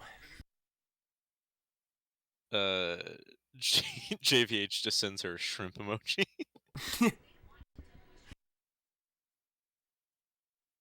Alright, and then you walk down the hallway, and the door to, I think that's room 24, which is the airlock to get to the 4th floor. Inside the airlock, there are, or at least like out front of it, there are two of the other like heavily armored guards in full combat gear, and they have like assault rifles. And you walk past them. They don't say anything, barely even move. They better not. And you walk in the airlock, and the airlock cycles, and you walk into the stairwell. You climb the stairs, and you are standing in front of the way to the director's like personal quarters, essentially. I'm just gonna open the doors. All right. You open the doors, and you see that that would be room 29 is the director's quarters, or the manager's quarters rather. And you see that there are like a bunch of like the lights are all off. There's a bunch of like candles everywhere. There are two more of the red glowing eye, Plink like lower security guards in here, and they are shuffling papers around, and they are like moving books in and out of room 30, which is one of the artifact storage rooms, essentially like this the library for the building. And they see you and they're like, "Oh, good evening, sir. You're here for the manager, Leave right?" the room. Well, the manager's in his laboratory, which is through that door over there, and they point to room Leave 31. the room. And they're like, sure. I mean, You are not cleared to be in here, so why are you here? the manager called us to help clean up the mess. I don't think so. Leave now. And they just, put their hands up, and they're like, "All right, sir. He's in there. Have a good chat." I'll take out my lighter and flip it ominously at them. Yeah, so you flip it, and they don't respond. They just walk past you, and they go through the door back into 28 in the stairwell. What a gesture. It's like biting your thumb at them. Yeah, because my lighter could literally kill them. Alright, yeah. They said he was in 31? Well, he's through 31 into 32. I'll go there. All right, into 31. First, I'm gonna blow out the candles and turn on the lights. Okay, so you blow the candles out and turn on the lights. The lights do work, but the one in in the ceiling, the main one, is kind of like shot out by a stray round, so it kind of is blinking a little bit. And you walk into 31. 31. As I'm walking through 31, I'm going to draw my sword. All right, so and have my lighter out. You draw your blade, and 31 is like a little like trophy room from the director's like personal collection sort of deal. And there are a few glass cases. There are a few paintings on the wall. All of it looks entirely untouched by whatever happened here. There's no blood in here. There's no nothing. You walk down the hallway, and you enter into room 32, which is also mostly undamaged. And there is in here, there's another one of the low security guards with his glowing red eyes. And then there is the doctor, who's also in here. The doctor also has red glowing eyes, but he has some extra little wacky bits that you see that you figure you wouldn't have seen had you not had true seeing. I'm going to turn to the guard with my sword drawn and light her out, and I'm going to leave the floor. And you walk in, and he's like, "Oh, of course, sir. My apologies." And he salutes, and he marches through the hallway, and you hear his footsteps disappear. That is what the site manager looks like with your true seeing. Hold on. That's ominous. Director. And he's like, "Oh," and he's using in a very thick Portuguese accent, but he doesn't speak English. And he's like, good evening, director. You seem to have a security breach. He's like, yes, I'm afraid there was some unfortunate incidents that occurred a few hours ago, but I'm well aware. I'm well aware. There is an ongoing security breach, is what I'm saying.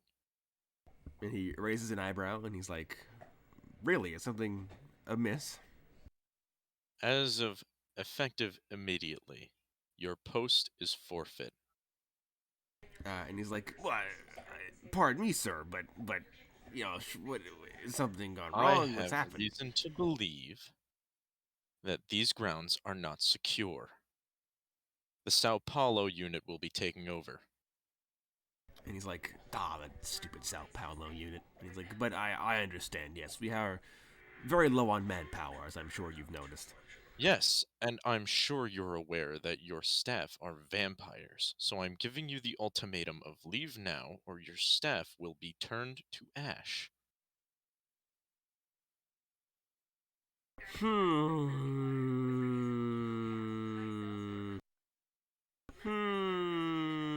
This will be your one and only offer. And couldn't wait.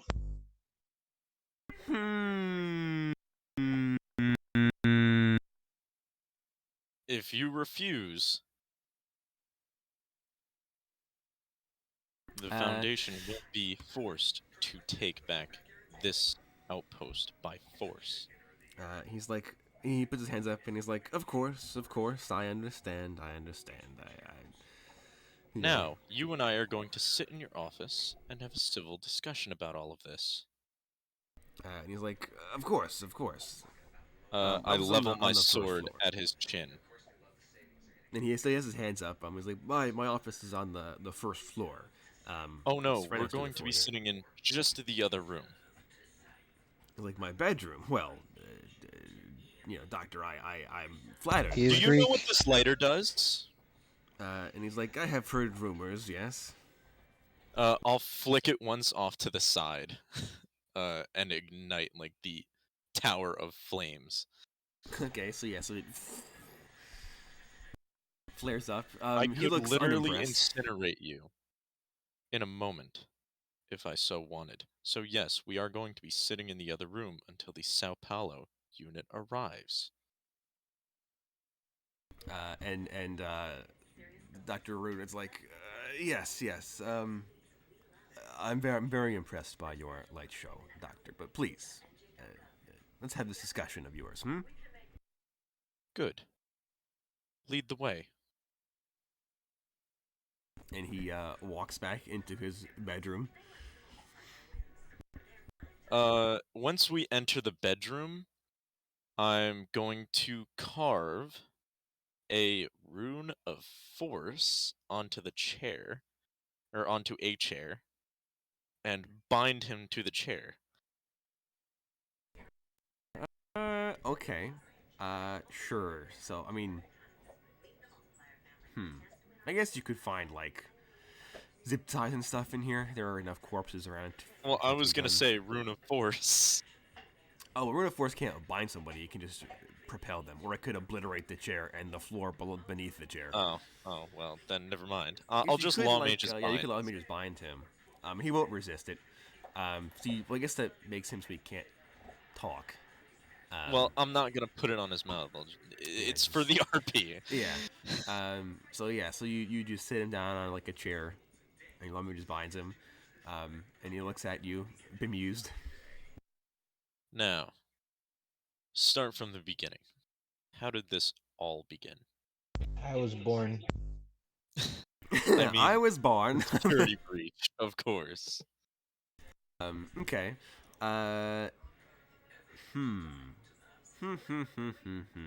What led to the turning of our men?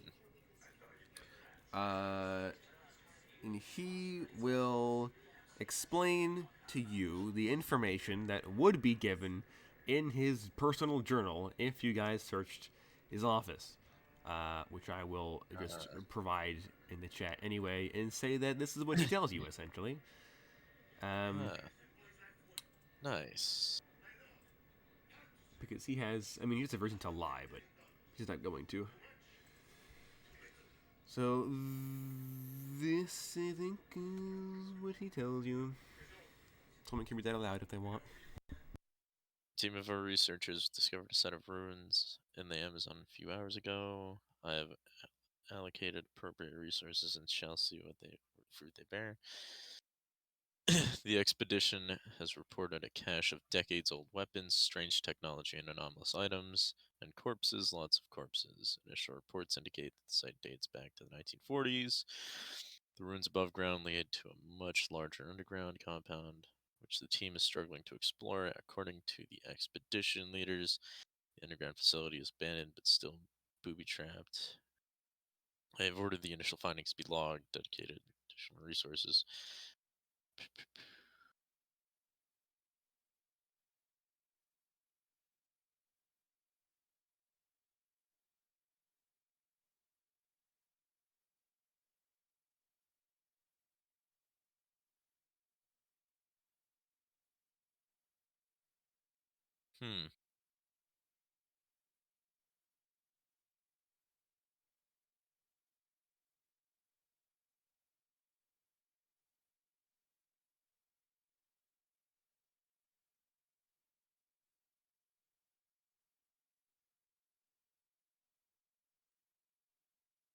So I'll then ask him, who were these people that showed up before us?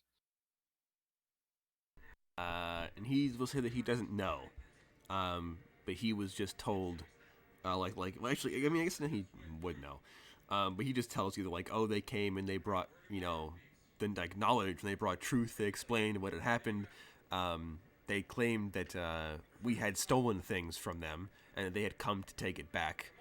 And then he kind of fills in the gaps that the journal doesn't tell you, and that is essentially that after the people visited them and told them, like, oh, there's going to be a war, and, like, you've taken things from us, they left, and they gave an ultimatum of, like, give us back our stuff that you took from the ruins, or we will kill you all.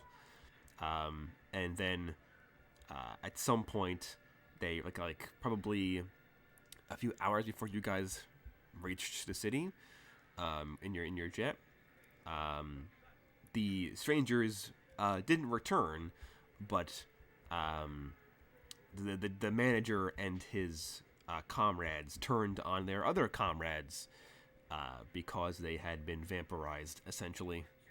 That they were willing followers of the representative of the mysterious shadowy faction, definitely not the Nazis, that showed up and was like, hey, you stole stuff from us. We want it back. I believe you're well aware of your current circumstances. And the manager's like, yes, I'm very aware, but unfortunately for you, the items that your people stole are long gone. Thousands of miles from here, I'm sure. Out of the city, guaranteed. The items are not the concern. I'm more concerned of the Foundation lives that you took. He's How like, my life is far- unimportant. How far a mighty manager of the JPCU has fallen. And he's like, you mortals would never understand. You know, Oh, the oh, oh. Well, I guess if his life isn't important, then I suppose he wouldn't mind spending an eternity toiling away in some basement laboratory, Lamau. Oh, we'll have a lot of fun with you. We will make sure you do not die. And you misplace my mortality. he just stands there smirking at you. He's not standing. He's Well, sitting. yeah, he's sitting, but he's smirking at I you. think the two fairies would sneeze. They feel offended. Like, You mortals wouldn't understand, he says to the party of people who can't die. See, almost none of The whom thing are you don't actively immortal. understand is that my entire research team is far from mortal. And he's like, And- well, you see, I was talking more generally about the JPCU and mankind To tell you as the a whole. truth, I didn't ask. Well, you kind of did. L plus ratio plus 2 ass. Cope plus seethe. From where I stand, it appears that you've lost. At this point, I will slit his throat. Okay. I I assume thought this you is said the we weren't fancy gonna let him rapier. die. What? Well, it wouldn't, if it was a mundane weapon, it wouldn't kill him anyway. But with rapier, it will. So Hey, if you're gonna use the rapier to like pierce his throat, then actually I don't think that would, because he has a lot of HP. So you just stab him then through. actually, you know what? No, that's too good for him. I'm gonna do my flurry of strikes. I believe I have that right. I know that you can do like 3 or 4 attacks per action, so you could just like wail on him if you wanted to. Yeah, I mean we're not really in combat right now, so I'll do Yeah. like 2 attacks and then I'll flick my lighter right in his face. Okay, yeah. So that with the lighter, yeah, I'd say that would be. Cause isn't he going to erupt in flames because of my Yeah, sword? because of the sword. Might just like And 2 then- extra damage or whatever. And then my lighter does extra damage. Yeah, 2 demons, and he pseudo classifies as a demon. Exactly. Yeah, I'd say that would be enough. Unfortunately, however, you light him on fire, and his screams echo through the entire building, including down to the lobby, where all of his vampire minions, who have all have like guide to your hearing, including Xavier, hear a Portuguese man screaming bloody murder. Screams, asterisk, Portuguese, asterisk. Yeah, in parentheses, Portuguese accent. Aster screams. I have some time before they get into the room that I'm in, right? Why are you worried about you? You've got like a hot second, I guess. Can I place a rune of force on the ground? Like, Just pointed up on- at the ceiling? Yeah, you could do that. Oh, sick. So you just like you light him on fire. You just like kick the chair with his body over, and then you just like, use your sword and carve this rune into the floor. Okay, but the rest of you downstairs. I mean, I think like the 4 guys that are down here, the 4 low security dudes, they all look at you guys, look at each other, and then all of a sudden the like 6 like heavily armored guys just collapse to the ground in unison. And they all look at each other and look at you guys and look at each other and look at you guys, and they very, very slowly begin to walk backwards. But before they walk backwards, I go, "Hey, look." They looked at me, all right. I could tell they were checking out my body. I mean, they heard the scream, so they know that the jig is up. They're just seeing if you guys are gonna try to gank them or not. You should. Are we going to? You should. I mean, Boston was told to sit tight. Like, you guys were told to sit tight. And wait until I'll Sao text Paolo showed Boston up. Brook and be like, gank.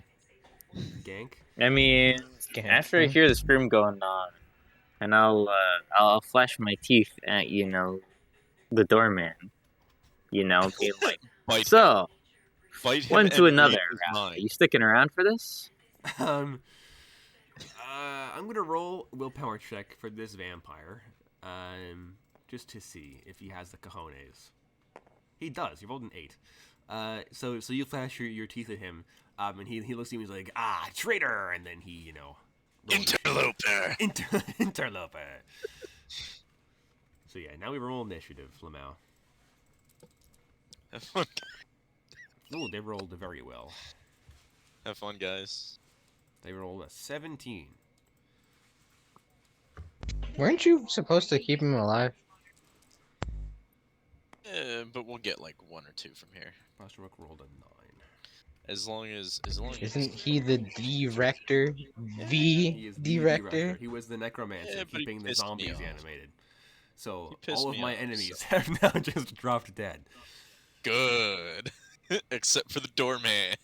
Oh yeah, the doorman and like the vampire goons, the traitors who fought with him. All right. Well, I got a 3 on the die, so that's not spectacular.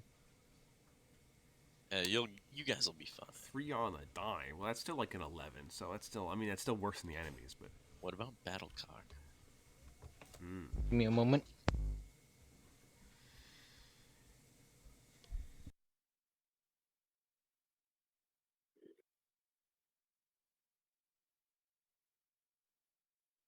I am gonna say this much. As soon as that door opens, JVH is gonna scream, "Traitor!" traitor. I had the high ground, and then you blow a hole in the floor and you fall. Well, no, they're gonna get launched into the ceiling. Ah, I see. 8.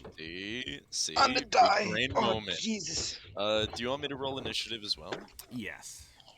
Alright. So what did you get, Kyle? 8 on the die. Oh, wait. I fuck. also got an 8. Wait. Do I need to roll separately for Yuna again? I forget. No. Yes. Oh, Okay. no? Oh, okay. So what is Because Battlecock? generally Yuna just stays on the shoulder of Nyx. Yeah. So, you know, I it's got like an 8. having a shoulder-mounted artillery cannon. So what It What is. a Battlecock get? Oh yeah. Oh, Did- but talk. That's right. Oh, you should have had Battlecock Flash's fangs. Flashes. Oh, Flashes. Bro, beacon. vampire Battlecock? that's Um, terrifying. God. Death monk vampire. But yeah, battle. also a 3 on the die. We're twinsies. Oh, 3 on the die. Alright. Okay. So up first is the enemies. Hilarious. For once, the enemies succeed on initiative. Okay. Battle map for this. I'm gonna do the 5 guys that are on the 4th floor, with JVH because they didn't actually leave the floor. They're not dumb. Well, yeah. They just exited the room. So I'm not gonna share my screen because I don't want to lag my recording out any more than it already is. But I will say that for conversation's sake, you put the rune like right in front of the door. Yeah. Alrighty. So the door flies open, and then I'm gonna let's see. The tails is the one with the trap on it. I'm gonna roll heads or tails. I got tails. Okay, the first guy to take a step into this room steps onto your trap. Sure. With his gun drawn. Okay, so then you activate it. As a free action for you. Traitor is the keyword. Traitor. Alright. It's Rune of Force. It isn't even a reaction. You just do it. That's very good. So this deals 4d100 damage. And they gotta make an endurance check to not get thrown into the ceiling and take more damage. So you roll damage, I'll have him roll his endurance. Alright. He rolled a 2, so that fails. Alright. A 90, an 80, a 100, and a 20. 90 and 80, 170, 270. What was the last one? And a 20. 290 damage. He's bloodied but still alive. And he gets thrown into the And he ceiling. gets thrown into the ceiling, which means that he takes an additional 1d6 times 10 damage. 1d6 times 10, And you he's say. knocked prone because he just smacked his head into the ceiling. That is a 6, good sir. Nice. He's taken 350 damage, so he is not looking too good. So I'm saying that you're like back against the bed at this point. Like you're giving yourself as much room between them and you as you possibly can. Yes. The burning corpse of the manager is off to your side. The doors fly open. You see this gang of vampires. Their eyes are red. Their fangs are out. They have claws that are punctured through their gloves. They have guns drawn because they're basic vampires. They don't have anything cool.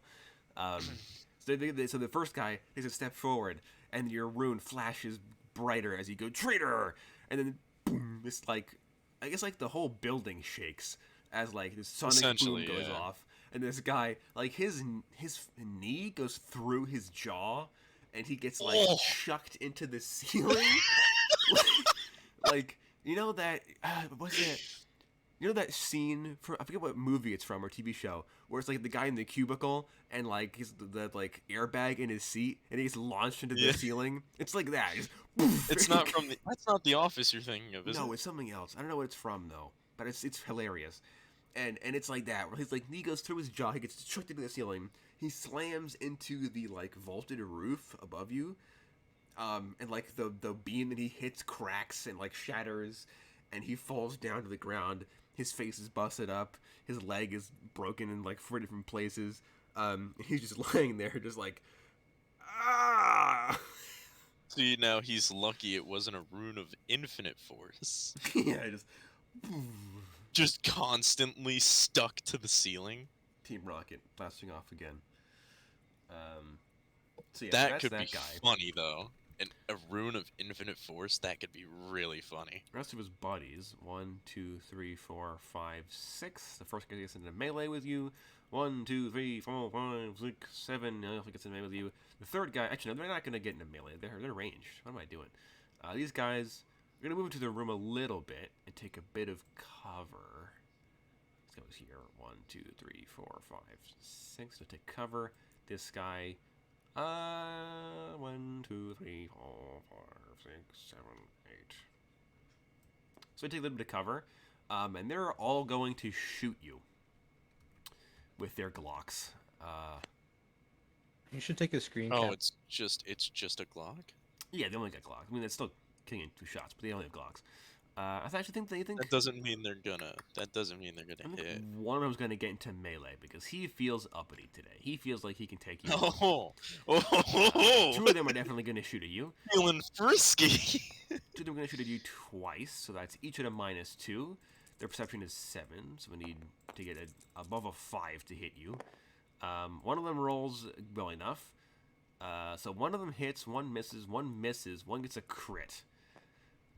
So that's not very good. I'll be fine.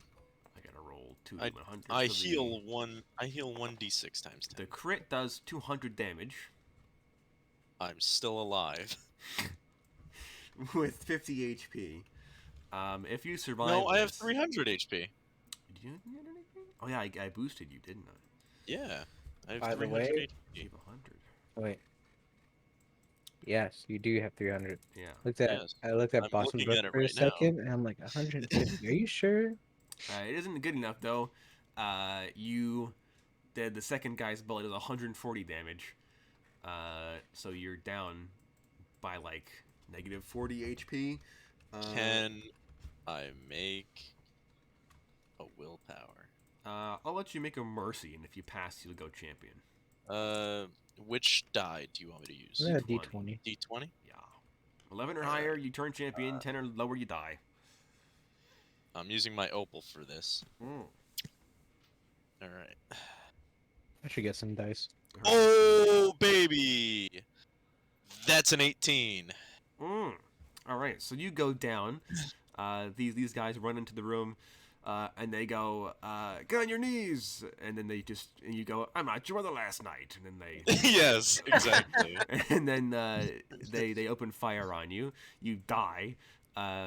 First, the one guy hits you straight. This was at you, all it's part pretty- of my ruse. This is pretty sick. I'll say. Let's just say that I take a shot right to the one to the knee, one to the head. Yeah, because the crit goes to the head, so you get shot in like the face, and like your eyeball explodes, and like you don't drop, and then the But- second guy's like, So I actually have the perfect scene played out. I get shot in the knee, right? So my leg falls back. I get shot in the arm. I drop my lighter, and then I get shot in the face, but my body doesn't fall. yeah. And then the white ash begins to circle around me. Yeah, and then you get the the angelic wings and stuff like that blast out of you. Do I need to re-roll my initiative? No. Or okay. No, you just stick with the. I will say my agility is up now. Yes. It is up to 9. So you get a +4 from that. So you're now at you now match with the vampires. Hey. The guy in melee with Increases your you, agility? I guess wouldn't get a turn because you technically died. So he just kind of is standing next to you, shocked as you drop dead. I mean, you go angel, and now it's your turn. Hey. There is one guy in melee with you, and there are 3 guys who are not in melee, but are still in line of sight. So, this guy next to me, can I induce blindness upon him as a free action? Induce the blindness. Because I have blindness inducement. Well, do you have I think you have an ability that lets you do that. I think Ability it's to cause Halo. people to go blind either temporarily or permanently. Yes, but powers don't actually they aren't abilities. You need the ability for it. Generate Halo is the one that blinds people. Oh, okay. That is an action. Let's see. Then I won't do that. You know what? How much health does this guy have? You don't know. Oh, well. I mean, Alright. they all but one of them I are was- uninjured. I was going to literally disintegrate him. But that's fine. Absolutely, could kill going- him because they're weak to fire. Oh, so I'm gonna turn to the guy next to me and just disintegrate him. Okay, so give me that Like endurance check absolute light. Endurance. to blast him. That is a 7.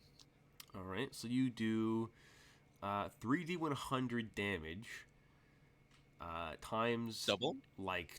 times 2 for vulnerability. So you Hey. could kill him in one shot if you roll very high. Let me see here. That is a 100, a 70, and a 50. That's 170. So that's 100. That's 220 times 2 is 440 damage.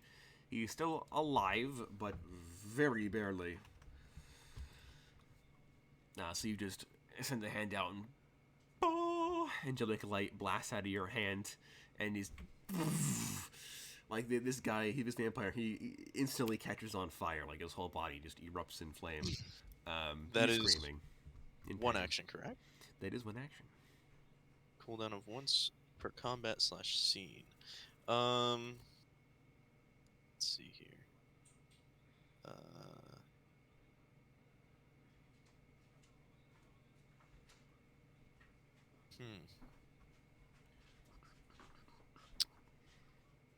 I think what I'm gonna do is I'm going to use high speed flight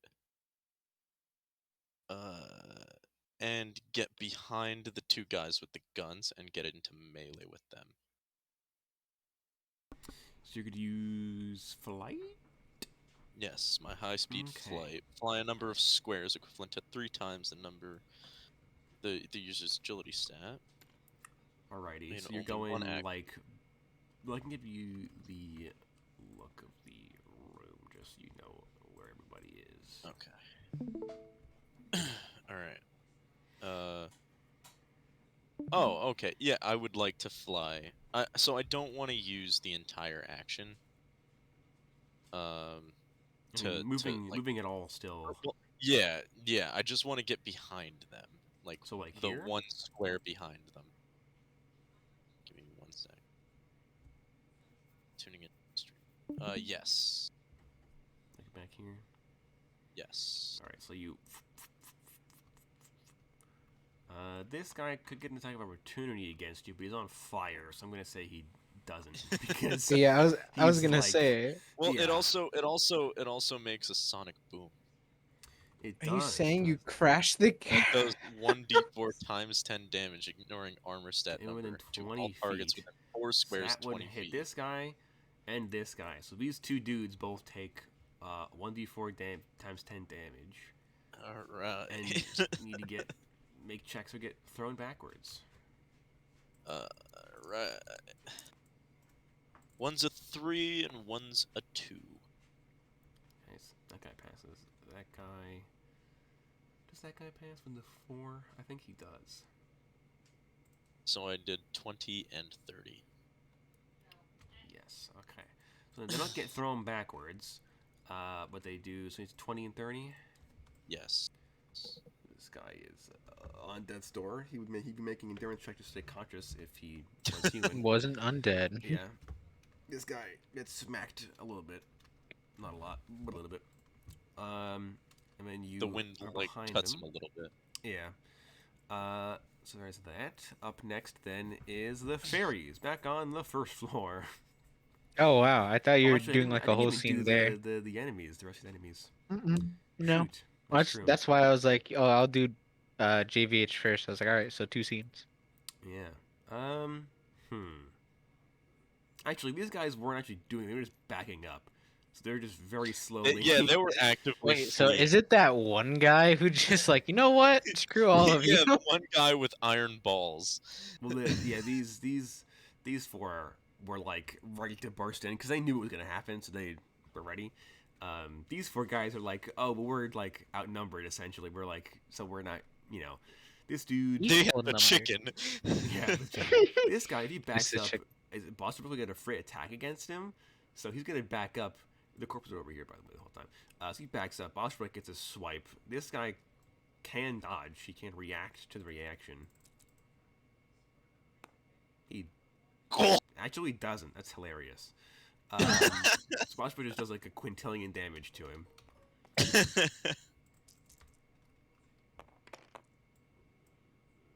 180. Wow, that's really bad, Boss. You suck. 180 damage. That's gonna stack now. So, That's gonna stack over time. This is Yeah. literally damage over time. so this gets takes a step backward.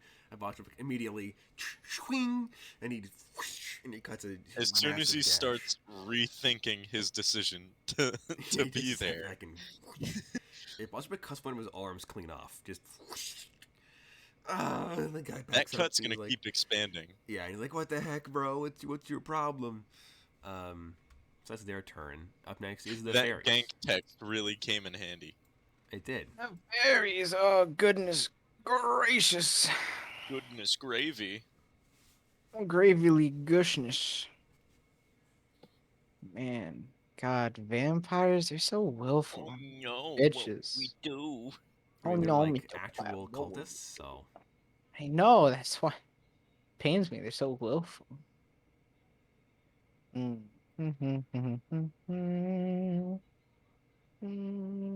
know what?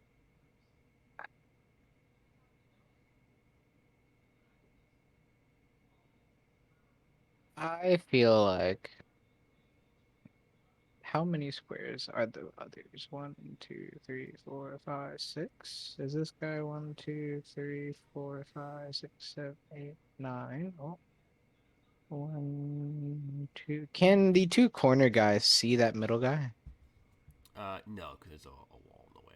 Actually, well, yeah, there's stairs in the way too. So these like this dude and this dude can't see this guy, and this guy, and there this guy goes can't see that. that guy or that guy. What there goes that? I know something funny that I could do. I think. I could literally bless one of these guys. Oh. Man, they're cultists though. They have to pass that. There's no way they're not gonna pass that, man.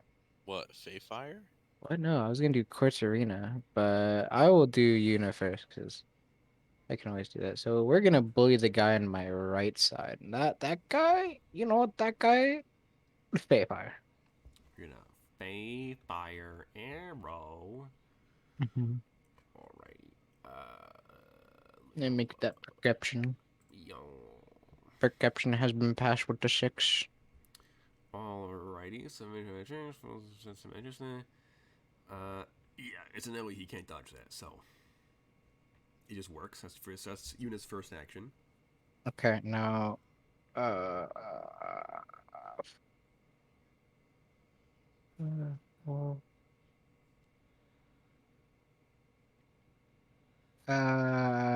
I want to shoot Cursed Arrow at him. Cursed well. Arrow. This he can dodge. But will he?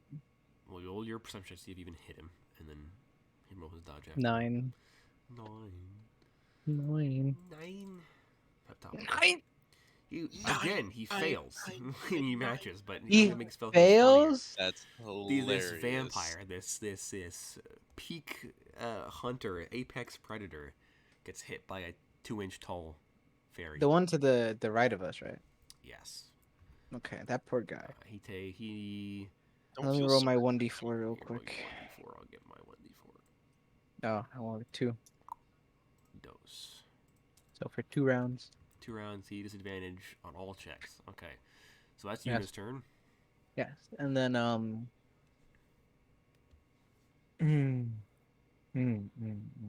that's not worth it. He's not worth it. I think I'm gonna Insulted. grips of below him as actually I'm gonna do skeletal surgery and I'm gonna take his radius. Take his radius. I got an 8 on. Actually, wait. Do I have? Where's the check? Yes, I got an 8 on endurance. I take his radius, so he has minus strength. Lower strength. Minus by 2. That takes that 1d4. D4 damage. Wow, he only takes 10 damage. I guess he didn't have a strong radius. No, wasn't very important to him. No, and then I'm gonna grip from below him. Smart. All right, so I think he's weaker than it, not that he's. Yeah, so he has minus 2 plus disadvantage to that strength check. All right, and then grip from below 60 feet. Mm-hmm. So he needs to make a strength check. So he's grappled until the at the end of his turn. So he can't actually make a check until his next turn. So he's just grappled. Yeah. So he gets the grappled ring. Yeah, that guy. Fuck that guy in particular. You know who I'm collapsing on. Okay. That's so that crazy. guy's. I mean, he's been like slapped a little bit, but other than that, he's just been assaulted. He's probably wondering. He's like, God, these 2 arrows, what the fuck? And then like suddenly bones grab him. He's like, oh, my radius. Yeah, It doesn't I hurt think that I'm bad. gonna fluff it and see that like the corpses on the floor around him, they reach out. They're the ones that grab his legs. That's cool. Yeah. That's actually sick. Yeah, I'm like, That is oh, pretty sick. sick nasty. So you're like semi-reanimating them by manipulating the bones in the bodies. Really nasty. It's like, Jimmy, no. Jimmy, no. You're from accounting. Jimmy, You no, don't I do didn't this. mean to shoot you. I'm I sorry. had to. You wouldn't take the vampire deal. From the You Nazis. weren't a Nazi. Yeah, you didn't take the Nazis vampire deal. I don't know what you want You from me, wouldn't- Jimmy. Do you say Nazi. that lore-wise? You didn't take the Nazi vampire deal? No, he does not. Okay. I just want to make sure, just in case. Up next, then, is X. Because, actually, well, does Battlecock have the same agility? I think he does, right? He might have higher depending on which form he's I in. think Battlecock has higher agility now. Well, what I think form they is he match, in? don't they? Oh yeah, what form is he in? Roll for personality. Let me roll. No, he doesn't have to roll. Oh wait, actually, yeah, you true. can choose Just freely. choose. Well, then I then. guess His martial ability artist is probably the best Martial for artist? default. He actually has a 1 lower, so he's down to 10. Because he rolled a 3, right? Yeah. Yeah, so he's down to 10. Yes. So actually, it's X's turn first. Oh, All right. that never happened. Yeah. Beat Battlecock. Wait, he gets lower agility for monk? For martial artist? martial artist? Well, it's above his base chicken agility. But the fastest is the butcher. Oh god. That's understandable though. So this is where X is. All right, let me see. This dude right in front of me. Right? Boston Let me Rock Boston Rock. takes his Boston Rock in the back. See, Kyle.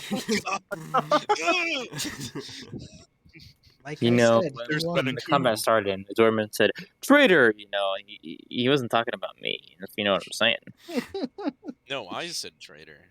So No, did he the door also guy. he said traitor Oh. before you. All right. Yeah, Oh. because Oh. the All right, door old guy man. is like, oh, a vampire working with the humans? Disgusting.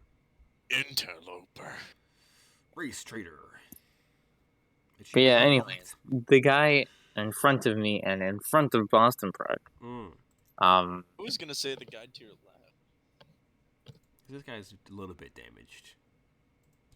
He's not bloodied yet, but You could outright kill the guy to your left. I mean, it would only know take that for like sure. 3 or 4 shots to kill the dude right in front of you. You can spread the shots around, you know. I think I'm going to just not put in too much effort. I'm just gonna spray 6 Furies down the hallway in front of me, with probably like 3 on the first guy and 3 on the guy behind him. Okay, so I think this guy didn't dodge. Actually, he did dodge. He tried to dodge Yes, Boston he Prague. tried to dodge, he's so 1 he down. minus. I think Yes. I think he has 1 or 2 left. Well, if he dodges, then the guy behind him has a possibility of getting hit. Yeah, that's what I was Yeah. saying. It's like if he dodges and or just dies from like 2 shots, does that mean the rest just go to? The guy behind him. Yeah, Yeah. because they're He's projectiles, firing right? 3 and 3 anyway. So this guy dodges. Well, the 2 matches. So also that succeeds because I don't bully Xavier. So he then dodges does the the guy first 2. behind him dodge? Well, no, because he's targeting 3 here and 3 here, and he's here. So, bang bang. Yeah, I could see why it's not a parallel now. So this guy dodges 2 of them, but you do hit him once, guaranteed. Then you're Okay. assuming you just roll the perception checks. Actually, no, roll all 3, and then we'll see if you hit him. So he even needs to use those dodges to begin with. Roll Let's see. That's a 3 3. That's a 9. That's a 1. Yeah. The 3. The 3 actually hits. Barely, because it matches, but I'm gonna let it hit because I'm a nice guy. But it doesn't hit because the 1 he dodged. Oh yeah, he dodges them all anyway. So Does that mean he never hits? Yes. So he just the first guy, his arm cut off. In agonizing pain. Yeah, he's dodging the fireballs. He's like, fire too. What the fuck? Since when were we playing Mario? Vampire pyromancer, what is this? Heretic. Interloper. Interloper. All right. Now for the next guy. 3 more, you know? Yeah. 3 more perception checks. All right. The next 3 is gonna be. You know, I'm really glad my cantrip doesn't have a misfire. You know that? It does if you roll 2 or more 1s. So did you roll 2 or more? Oh, ones? never mind then. All right, misfire time. Oh no! How many 1s did you roll? I mean, I only rolled a second. I could see if I get another one on the last 2.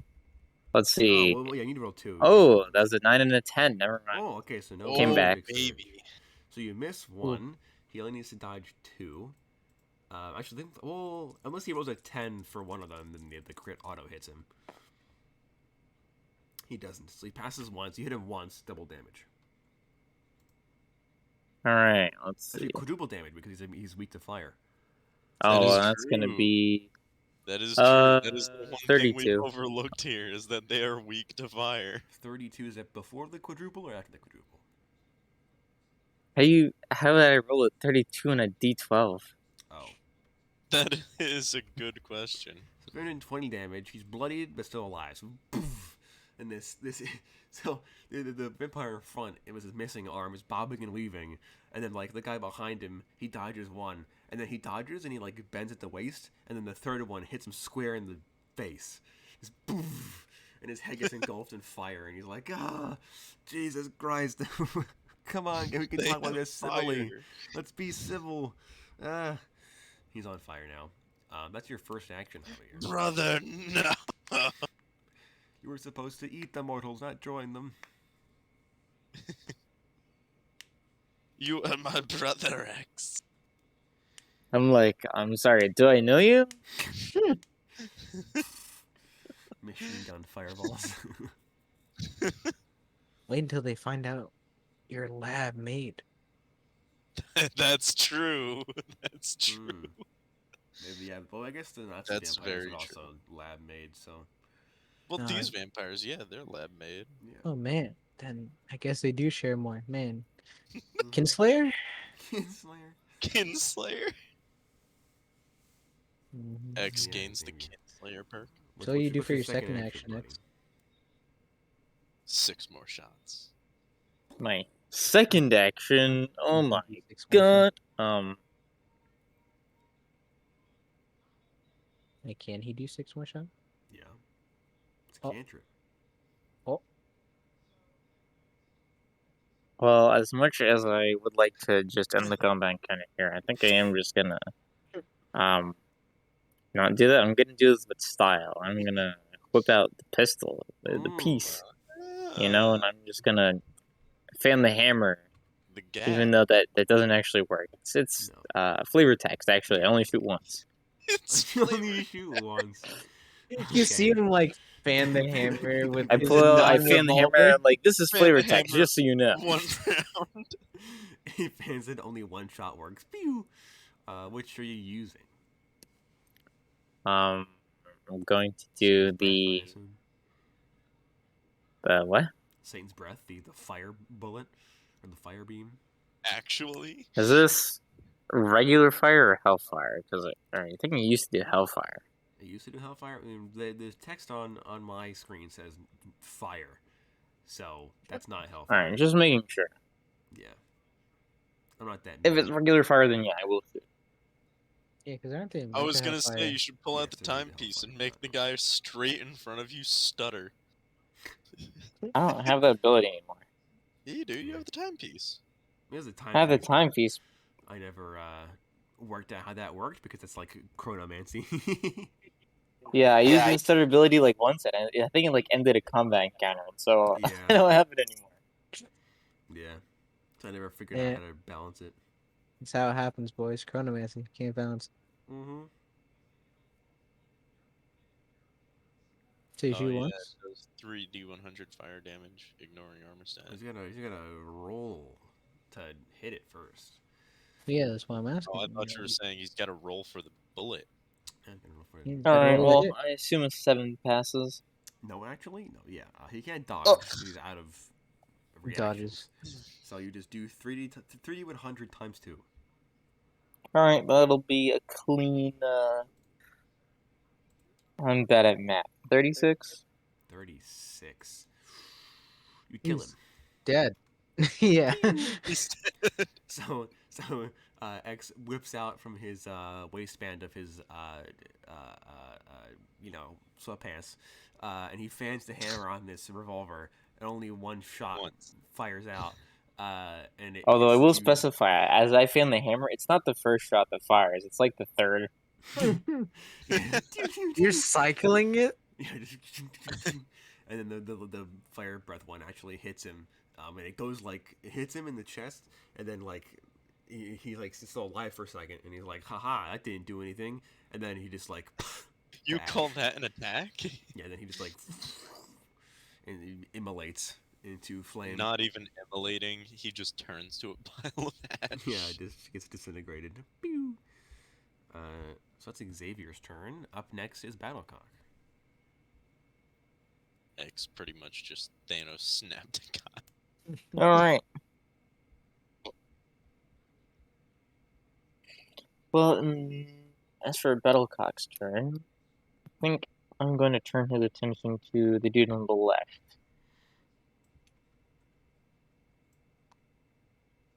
Okay. And I assume he can make it that far in one turn. 1, 2, 3, 4, 5, 6. Yes, he can. Cool.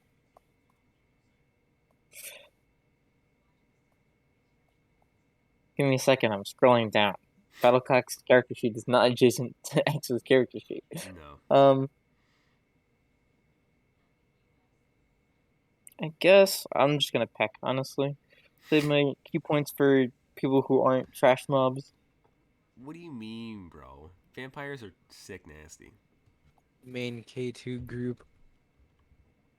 You could've Vampire minions are trash mobs. You could manipulate his soul. You could banish his soul. Yeah, I could, but like, why would I?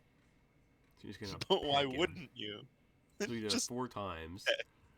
This guy can dodge 3 of them because he hasn't used any reactions yet. I'm doing you guys a favor. He passes all of them, so you hit him once.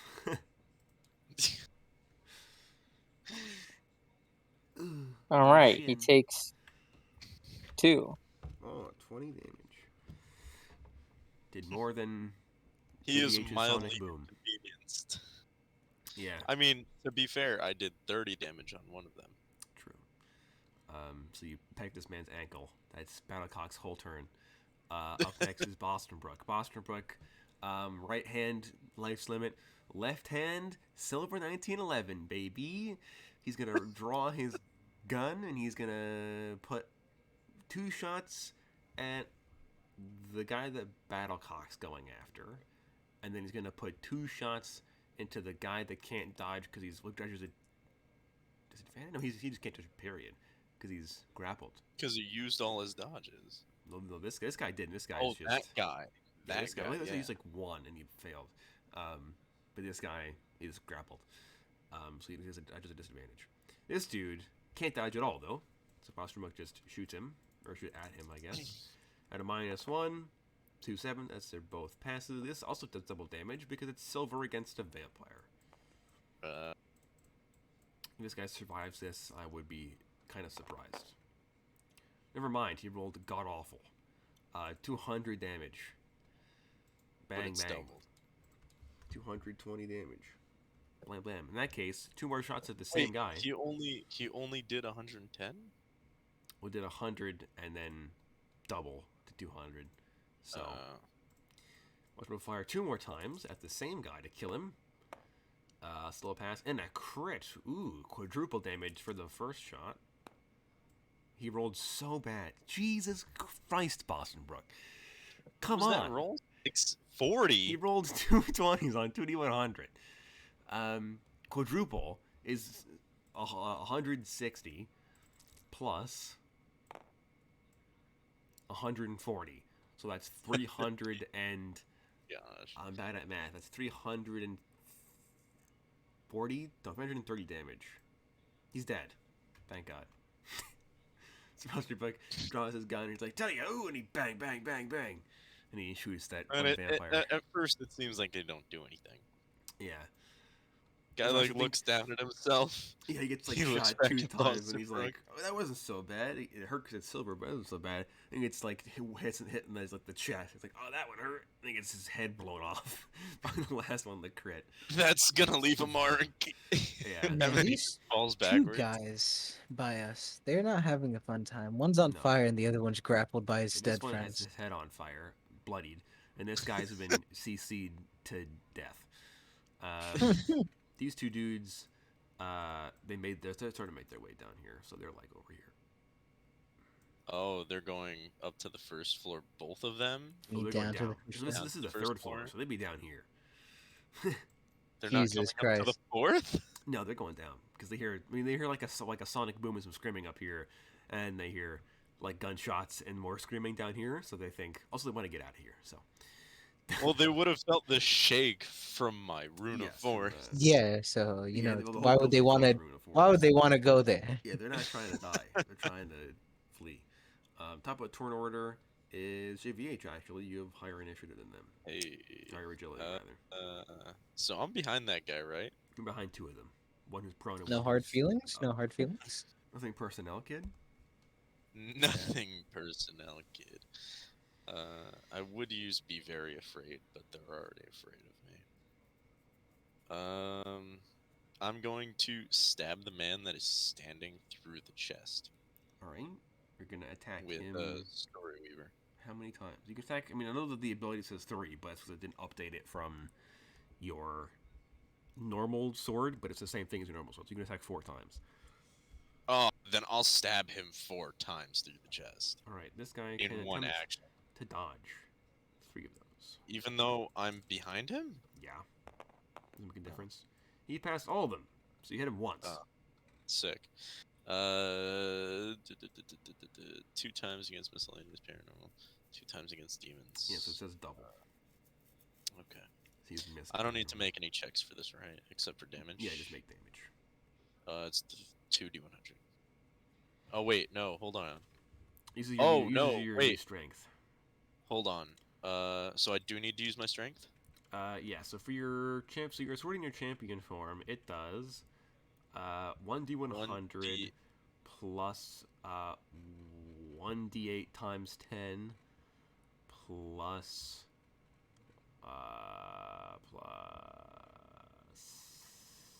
20 times 2. So 1d100 plus Okay, 1d8. so I need 1d100? Yeah, 1d100 and 1d8. Because on here it says, oh wait, that's also 2d100 on top of that. That's they're a demon. These guys aren't demons. They're demonic, but they're not demons. They're Okay. miscellaneous, paranormal. That is a 7 and a 70. So a 70 and a 740 plus 160 times 2 is 320 damage. So alive, but also bloodied.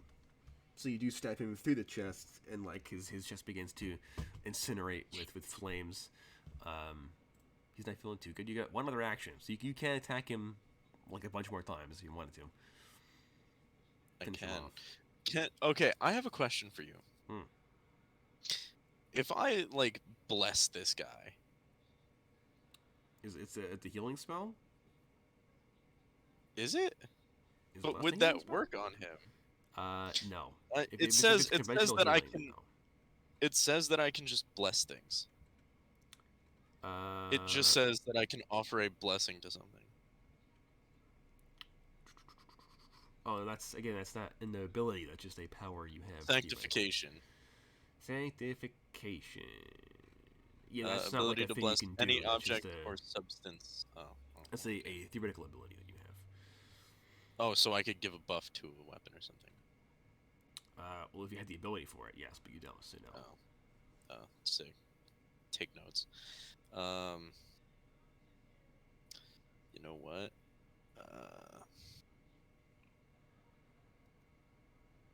I'll do. Oh wait, no, I can't do it again. You know what? Yeah, I'll attack him more. 4 more times. Alrighty, dang, 4 more times. Okay. Sure. So he can't dodge anymore, so you just hit him. So that would be. You should probably do one at a time, since if you kill him, you can like spread the attacks to other people. Alright, number 1. Yeah. That is a 5 and a 60. So that's 110, 130, 260. He's dead. And you could do 3 to the prone guy who can dodge, but at disadvantage. Yeah, I'll do that. I'll do like slicing cuts at this guy on the ground. Alright, 3, an 8, and a 5. 3, 8, and a 5. The 5 succeeds. That succeeds, and that also succeeds. He dodges all of them. So well, you look at the bitch. So yeah, you said the first guy in the chest. You pull the sword out and you cut his head off, and then you like start whacking at the guy on the ground, and he's just like barrel rolling around, just avoiding your attacks as you're carving gashes in the floor tiles. Didn't he get that at -1 for those? Disadvantage, yes. Oh, disadvantage. Yeah, because he's prone. That's your turn. Now it's the enemy's turns. All right. You've cut them off from escape. This guy will spend an action to stand. I have cut them off from escape. Does can I trigger the force rune again? No, only one use. This dude is going to try to. He's not going to bite you because you would hurt him if he bit you, or if you bit him, or no. If I bit him? Well, also that way too. But if he bites you because you're angelic, it would hurt him. Yes. So he's not going to do that. He's going to. They really can't do much to me. He's gonna first of all gonna move out of the line of fire of his buddy. that's so yeah. He spends his first action to. So wait, he's gonna move past me? Yeah, he's still in your area of threat. Don't I but he get an wants to attack of opportunity? No, because if he moved here, you would, but he's staying in your adjacency. In my AOE. Yeah, in your threat area. It's only because his buddy can shoot you and you won't shoot him instead. I have 750 health in this form. I'd like to Yes. see him try. So this guy, he's going to pull out a combat knife and try to stab you. He can stab you 4 times. I have a question? My reactions. Yes, your reactions. Do I hold my reactions? Do I like carry over my reactions from my normal form? I would say you gain a reaction. You have 3. Oh, okay. Remember that it didn't update your champion. And form. then I still have like my fencing knowledge, right? Yes. Well, yeah, you do. Yeah. So if you wanted to like do a fancy reaction for your fencing ability, you can do that. Okay. Oh wait. Hold on. So you can dodge 3 of the 4 of his attacks, or you can save I him can for dodging counter bullets. him. You could, yes. So I'll counter his attack. All right. So he stabs you, and then you stab Requires him. a reaction. Requires a reaction. Alrighty. So he. Yeah, but mine does more damage. Yes. You fool! 1d4 plus 1d100. He does 40 damage to you. You do have armor, I'm pretty sure. Yes.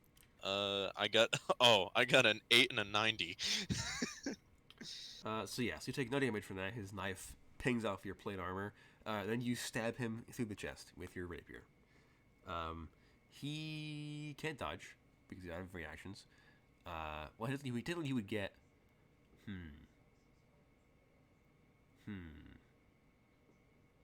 It's the beginning of his. Yeah, I guess he would have a reaction because it's the beginning of his turn.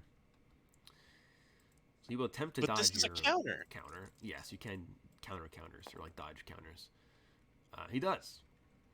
For fuck's sake. So you, and so he goes to stab you, and he ting, and then you go to cut him, and he jumps backwards, and then he goes in for 3 more stabs. You can try. I'm just gonna let him try. All right, who's gonna take all 3 of them? Yeah, why not? Do I need to roll armor? Yes. What do I need to roll for this? I will let you know in a moment. So the first, I have the second attack, he melee needs armor of to- 3. You need to roll 1 armor check. 1 armor check? Yes. 1d 10. 10? Yes. Okay. That's a 10. So you don't take any damage from the second attack. Third attack, you need to give me an armor check. Okay. Another 10. Alright, take no damage, and then the fourth attack. A 7. Wow, this is why armor is powerful, children.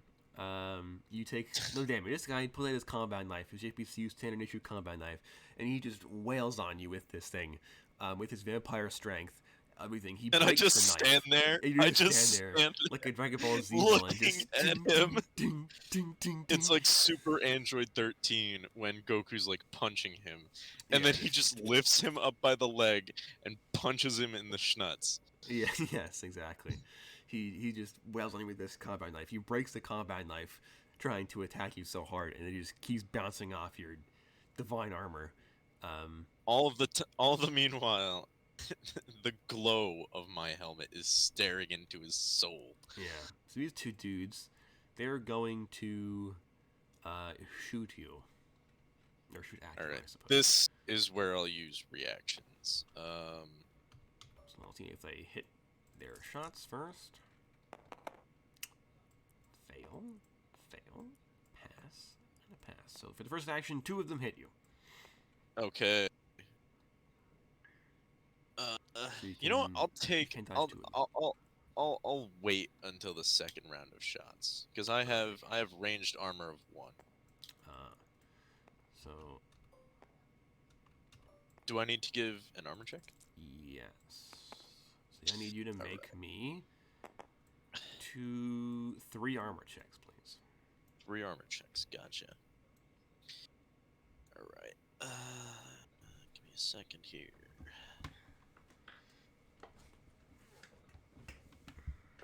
A 9, a 5, and a 7. A 9, 5, and a 7. So you take Yes. 90 damage. Oh, whatever shall I do? Oh, I think I'll take the one shot that actually hits me. I think I'll stagger back a bit, and then just stand right back up. Alrighty, and then the second round of shots. This one I'm actually going to attempt to dodge. If any When of that them guy land. fails both of his, and that guy fails once, you only get hit once. Oh, sick! So I can just dodge this. Yes. All right, yeah, I'll do that then. You got one good shot off on the helmet, and this one I'm gonna dodge. Alright. I gave him something to make himself feel good.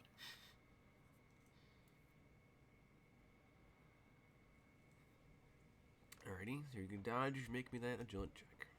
All right. That is a 6. Alright, yeah, you definitely avoid the 9mm as it flies past. I feel like as the one round pings into my helmet, the helmet moves and the bullet whizzes past my head. So this dude, he's very, very badly injured. They do regenerate. Actually, he's on fire. He doesn't regenerate. This guy does. He's back to full HP. Not that it matters. He healed 10 health. This guy. Is he still grappled? Yes, he is. This dude, he's going to take some pot shots at, I guess, Bosterbrook? While He's on taking fire? one step into cover, and then he will shoot at Bosterbrook. While on fire. While on fire. That's a 1. He's got jams. This dude. The fire. Yeah, it's a fire. Yeah. It's, Yes, the. it's a he misfire. can- It's a misfire. Ooh, pun. This guy, I think that dude can take an action before he breaks free, I'm pretty sure. Nah, let me read the thing. Grasp. Grip from below. Yes, he made a turn check at the end of their combat turns. So yes, he can take an action Yeah. before trying to break free. He just can't move What would anywhere. that action? What would he be able to do? Shoot What shall gun he do? at you, at the Bone Fairy. How Bone- could he? Bone zone. Bone zoning it. Oh, what a crit. Damn. Actually misses. But Do when I is it have crit? armor? That's the I think question. you I might don't. be able to dodge bullets. I have You an can at agility of disadvantage. 7. So does that work at point blank? Or It isn't point blank. oh, true. Not bad. Yeah, he's over here. So you can attempt to dodge a disadvantage. I got a 5. So you do. X gets hit in the face and dies instantly. No. No! It pings off into the Unit gets symbol. hit.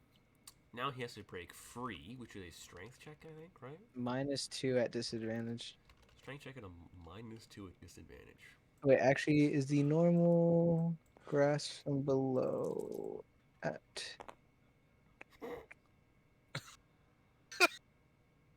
What? Not paying Looking at attention. these rolls. Looking at these rolls. Oh my gosh. Wow, really? Hold on, I need to see if Well, grasp... that's a -2, right? Yeah. grip So from he says below. agility Yeah. well, if it's agility of 6, even then it still passes. No, it's not agility, it's strength. Oh yeah, well yeah, so, penalty to this check, and it still doesn't matter. So he's no longer grappled. Actually, he is still Fey fired, Fey fired, and but not grip from below. it's And his radius is this gone. turn that the curse arrow ends, right? Because it's 2 turns. Next turn it'll end. Yeah. I have a question for you, Dakota. Hmm.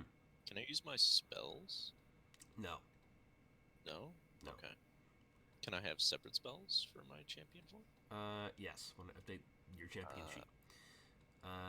So that's his turn. This guy's done his thing. That's the end of them. Don't forget the other. No, don't Oh, yeah, forget the these two that are dudes. running. Mhm. Yeah, Say, those two guys. ba-dum, Two guys ba-dum, coming downstairs. They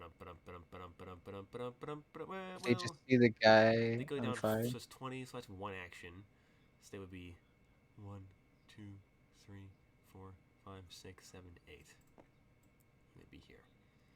Well, They They're just these two see almost guys in are him on combat, but fire. not quite. They see their friend on fire. on fire shooting has gone wildly around a corner. And there is the fairies. Cool. Sector not clear. Yes, this is Not true. like the This is true. simulations. I will.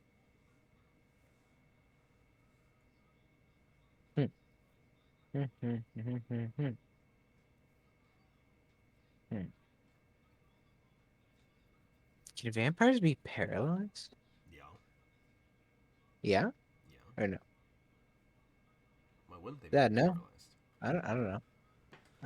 Well, Can Fey Fire paralyze? what? No, I have a paralysis error. Pew. Right then. Why would Faye fire? Anyways, yeah. So Yuna's gonna string up her bow, and she's like, you know what? Fuck this guy with a 6. Fuck this guy. False. Wait. Was by the spell with range attacks. Wait, the attempt to hit this target affected by this. Never mind. That's a 9. Still passes. But, All right. Who should at this dude? Yeah, of course. The guy I want to collapse on. Okay, he can dodge. He has reaction, but he does. Almost didn't dare, but he does. Well, make him dodge again. Shooting another one. well, he will dodge again. He does. Oh He my! can see these tiny arrows. It's like a fly. Just Yeah, he's like, Jesus It's Christ! as though, What it's is as she though shooting a- at a me? bee was launching its stingers at him. yeah. Yeah. But they don't hurt very much, but they're weird. And then I expended 1 bone mass. So I'm going to expend 2 more bone masses and throw 2 bone spikes at this guy. Oh. You're down to 7 out of 10 bone mass. And you have all your spells still as well. 7? I thought that'd be 8. Well, you said you spent 1, and now spending 2 more. That's 3 in total. 7 and effect 10 minus 3 is Requires half bone mass. Oh, it's gonna be 7.5. What was grips from below actually? Group from. That is 1 bone mass. Yeah, so Yes. it'll be down to 9, and then I should be down to 9, And then 8, each of because the 2 so halves it'll be- equal 1. So Yeah. Yep, yes, yeah, that'd be down to 8. So Anyways, 2 perception checks. perception check. You can only dodge 1 more of them, which you will. This is scary. He Oh does. well, You hit him once. this poor man, he dodged a 9, got hit with a 10. Oh god, to the face. Okay. So what is that? Okay. Strength, so Times 10 was 1d12 times 10 Hit him to plus, what is her melee? Your strength, your melee is 1 to 100, Oh. Okay. and then double it.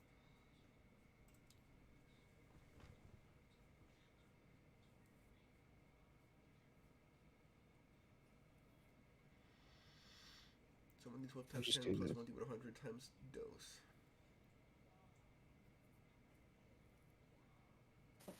This poor man got hit with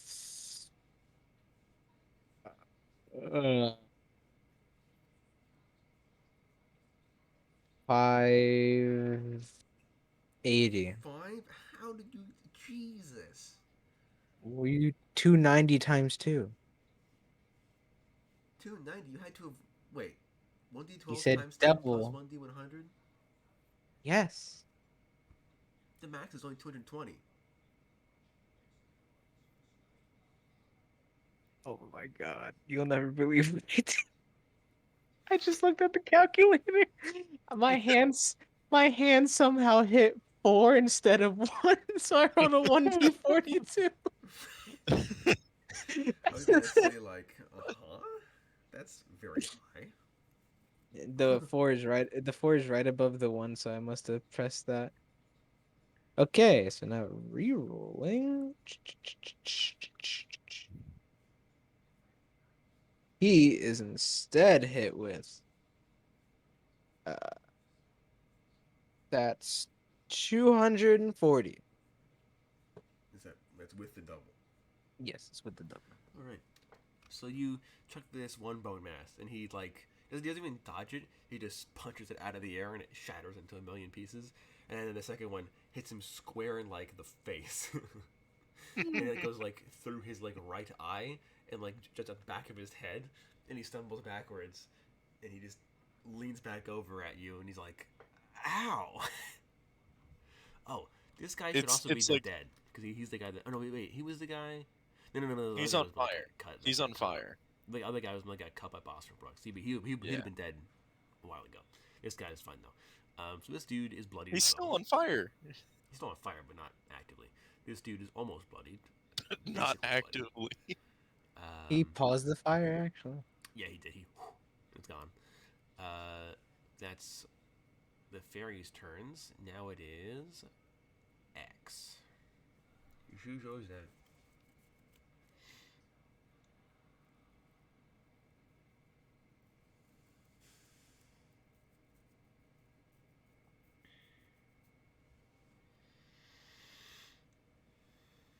I don't know where they're trying to flee to. If they go outside, they start burning, so... I mean, it's nighttime. Oh. Why do you think I timed it that way, Lamel?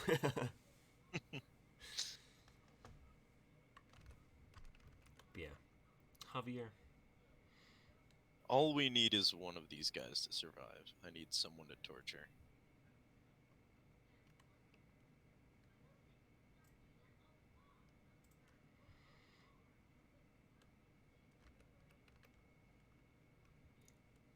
Javier, are you alive? False. Does Javier exist? He's deceased. The concept of Javier. Concept of Javier. Well, in that case, I will take control. He probably fell asleep. Let's see. Pick 6.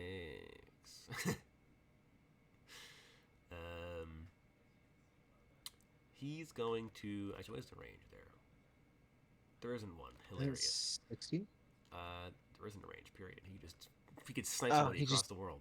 He just does it. Well, oh my god, does that mean he can shoot one into God, he could shoot one into a plane and it'll eventually hit something. So he will put 3 into this dude, and then 3 into this dude. This guy can't dodge, so I just have to make perception checks for him.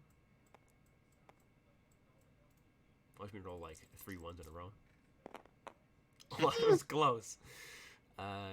He hits twice. So that's 2d12. 2d12 times 10 times 2. Could do Rage runs red. 170 damage times 2 is 340. He's very dead. Blam! Another vampire literally bites the dust. Yeah. Other 3 shots. Could do Right back. Rage runs red on that guy behind the wall. This dude is hit all times. So it's a third. D12 times 10 times 2. Ooh, that rolled pretty good. That is 200, 400 damage. Jesus. Oh yeah, obliterated. There's only one. So action. they just see 2 of their friends turn to It's- dust. X will then spend his second action doing a JoJo pose. Now is Battlecock. Battlecock will run. 1, 2, 3, 4, 5, What soul? 7, 8, What 9, soul? 10, 11, 12, 13, 14. I shouldn't have taken things. That sentence. 1, 2, 3, 4, 5, 6. What does he use though? This is This is the important. monk. Still the monk. Ah. He's gonna hold his action. So if somebody comes into melee with him, he will smack him. Or like, runs past him, he'll smack him. Then it is Boston Brook. 1, 2, 3, 4, 5, 6, 7 to get into full cover. Lean around. Bang, bang. 2 shots. JPCU Vampire Trader number 5. He can dodge both with his ranged dodge ability. He's a speedy boy. He... Actually, these will be perception checks for Boston Brook. He passes. Can the vampire dodge? No. Yes. Bang, bang. Bullet's gone. You shot me down. Yeah. This guy's reaction is done. Well, he has 1 left. He's got 3 left. Boston Brook turns over. Top of the turn order. JBH. Hey.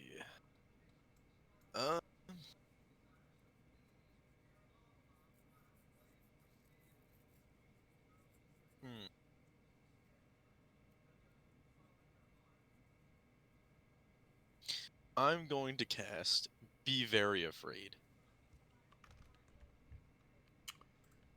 Be very a fraud.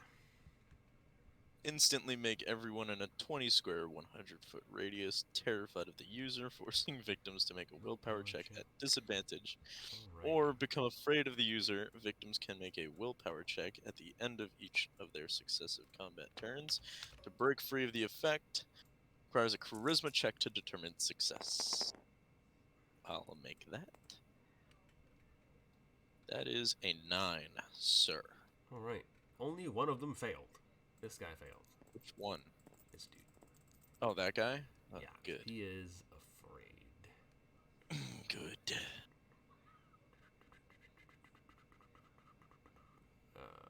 Frightened. So do the others at least get like a shudder down their spines? Yeah, they all get... as you utter these angelic words, that is your first action. I think my second action... well, I mean, the only other thing I really can do is... I guess I could generate Halo. Or I could just try and stab this guy again. You know what? Yeah, I'll try and stab him 4 more times. Alright, this guy doesn't have any reactions left. Actually, no, he does. Good. Because... He does, yeah. Yeah, because because it's top was of their turn turn. order. Yeah. So he does have his actions. Or reactions. So he can dodge 3 of them. 3 of the 4. Probably come with the 4th one anyway, but... If he failed, you hit him twice. So it's 1D... He failed twice? Yeah, so that's 2D100 plus 2D12 times 10 plus 40 Oh, plus 2d12. times 20. Or times 2, rather. So wait, plus it's 2d100 plus 2d12. 2d12. Yeah. Okay. Where's my d12s? Ah, there we go. Alright. I got an 11, a 5, a 30, and a 60. 250, 290, like 500 and something. He's very dead. Uh, And that is... die! Yeah, that is your turn. Next it is... Oh, you also regenerate. Don't forget your regeneration. Oh, that's true. That is 1d100? I will let you know. It is 2D100. Oh. Interesting. That is 110. You're back up to full health. That extra 10. Oh yeah, really important. Crucial. I shimmer just a little bit more. Huh. Alright. Now it is the vampires. This dude is afraid. He has to run away from you. So he Or he can try and run past me. Or he can't, but he's not dumb. He's going to 1, 2, 3, 4, 5. Actually, this is 16, so yeah, he can make it in here, and then he will go out the window. Smash! Is he actually gonna jump out the window? Out of combat. Yep. Does he take fall damage though? I mean, it wouldn't kill him, but yes. This dude. But can it break his legs? This That's dude the question. who is literally on death's door does regenerate. Not that it'll save him in a minute, but you know, every bit helps, I guess.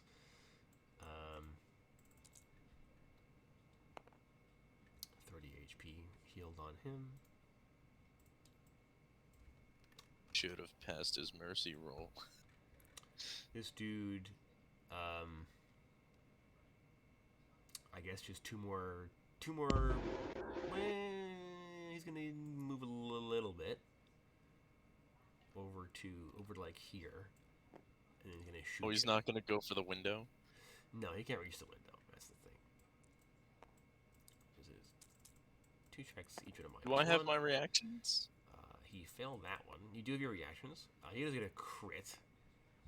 So you can try to dodge, but unless you get a 10, he will hit you anyway.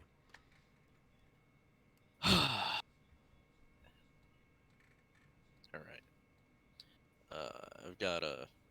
Oh, wow. Got an agility of 9.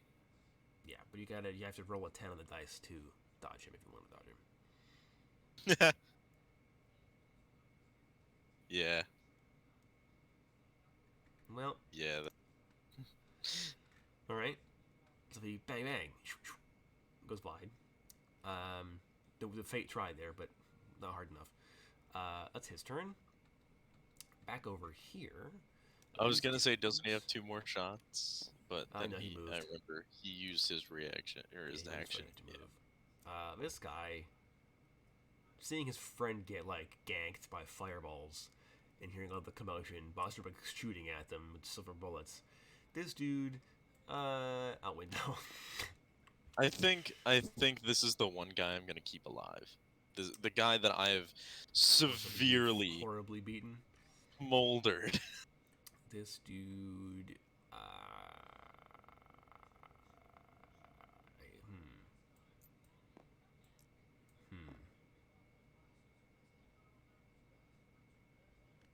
window. Really? Yeah, window.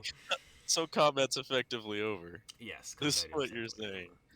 over. I'm going to walk over to this guy in my champion form and cut off his finger. The one that is on the trigger. Okay, so you walk up and you just cut the gun in half. Just and he goes flying. You're and he's like, coming ah! with us. And you're like, oh! And he's like, I guess he wouldn't regenerate because it's divine. Divine So energy, he's yeah. just bleeding out profusely. He's got like a arm missing. He's horribly beaten. I'm going to just start dragging him behind me. Alrighty. And like when I say drag, I'm flying and essentially like holding him by the collar. Alright, so you down to the boys. And yes, and I'll like just toss him into the middle of the group. Alrighty. I will, however, retrieve my lighter before we leave the top floor. But yeah, and now we wait until the rest of the JPCU Sao Paolo unit gets there. I feel like Yuna would go be like, "You died again?" The metal creaking sound can be heard as I turn to Yuna. Yeah, the slow head turn.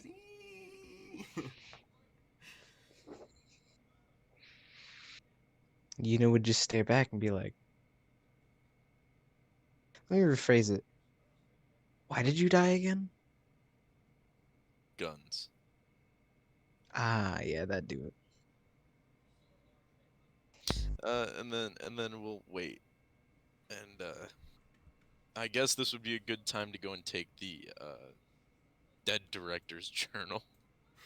Yeah, so you take the director's journal. I already gave you the information that's in there. Yes. And we can end the episode off there. A really quick note. Before we do, JVH will absolutely, once he's out of his champion form, call up McLafferty and be like, I want every, and I mean every, location on lockdown. No one in, no one out. All right. McLafferty will also tell you guys, like, oh, did you figure out what happened? Like, what's going It's the on? Nazis. Ah, okay. Do you know what they wanted? Artifacts, I guess? Didn't they get what they wanted? From this location. There are other locations, if you remember. I mean, there are many JPCU branches, yes, but Yes. from what you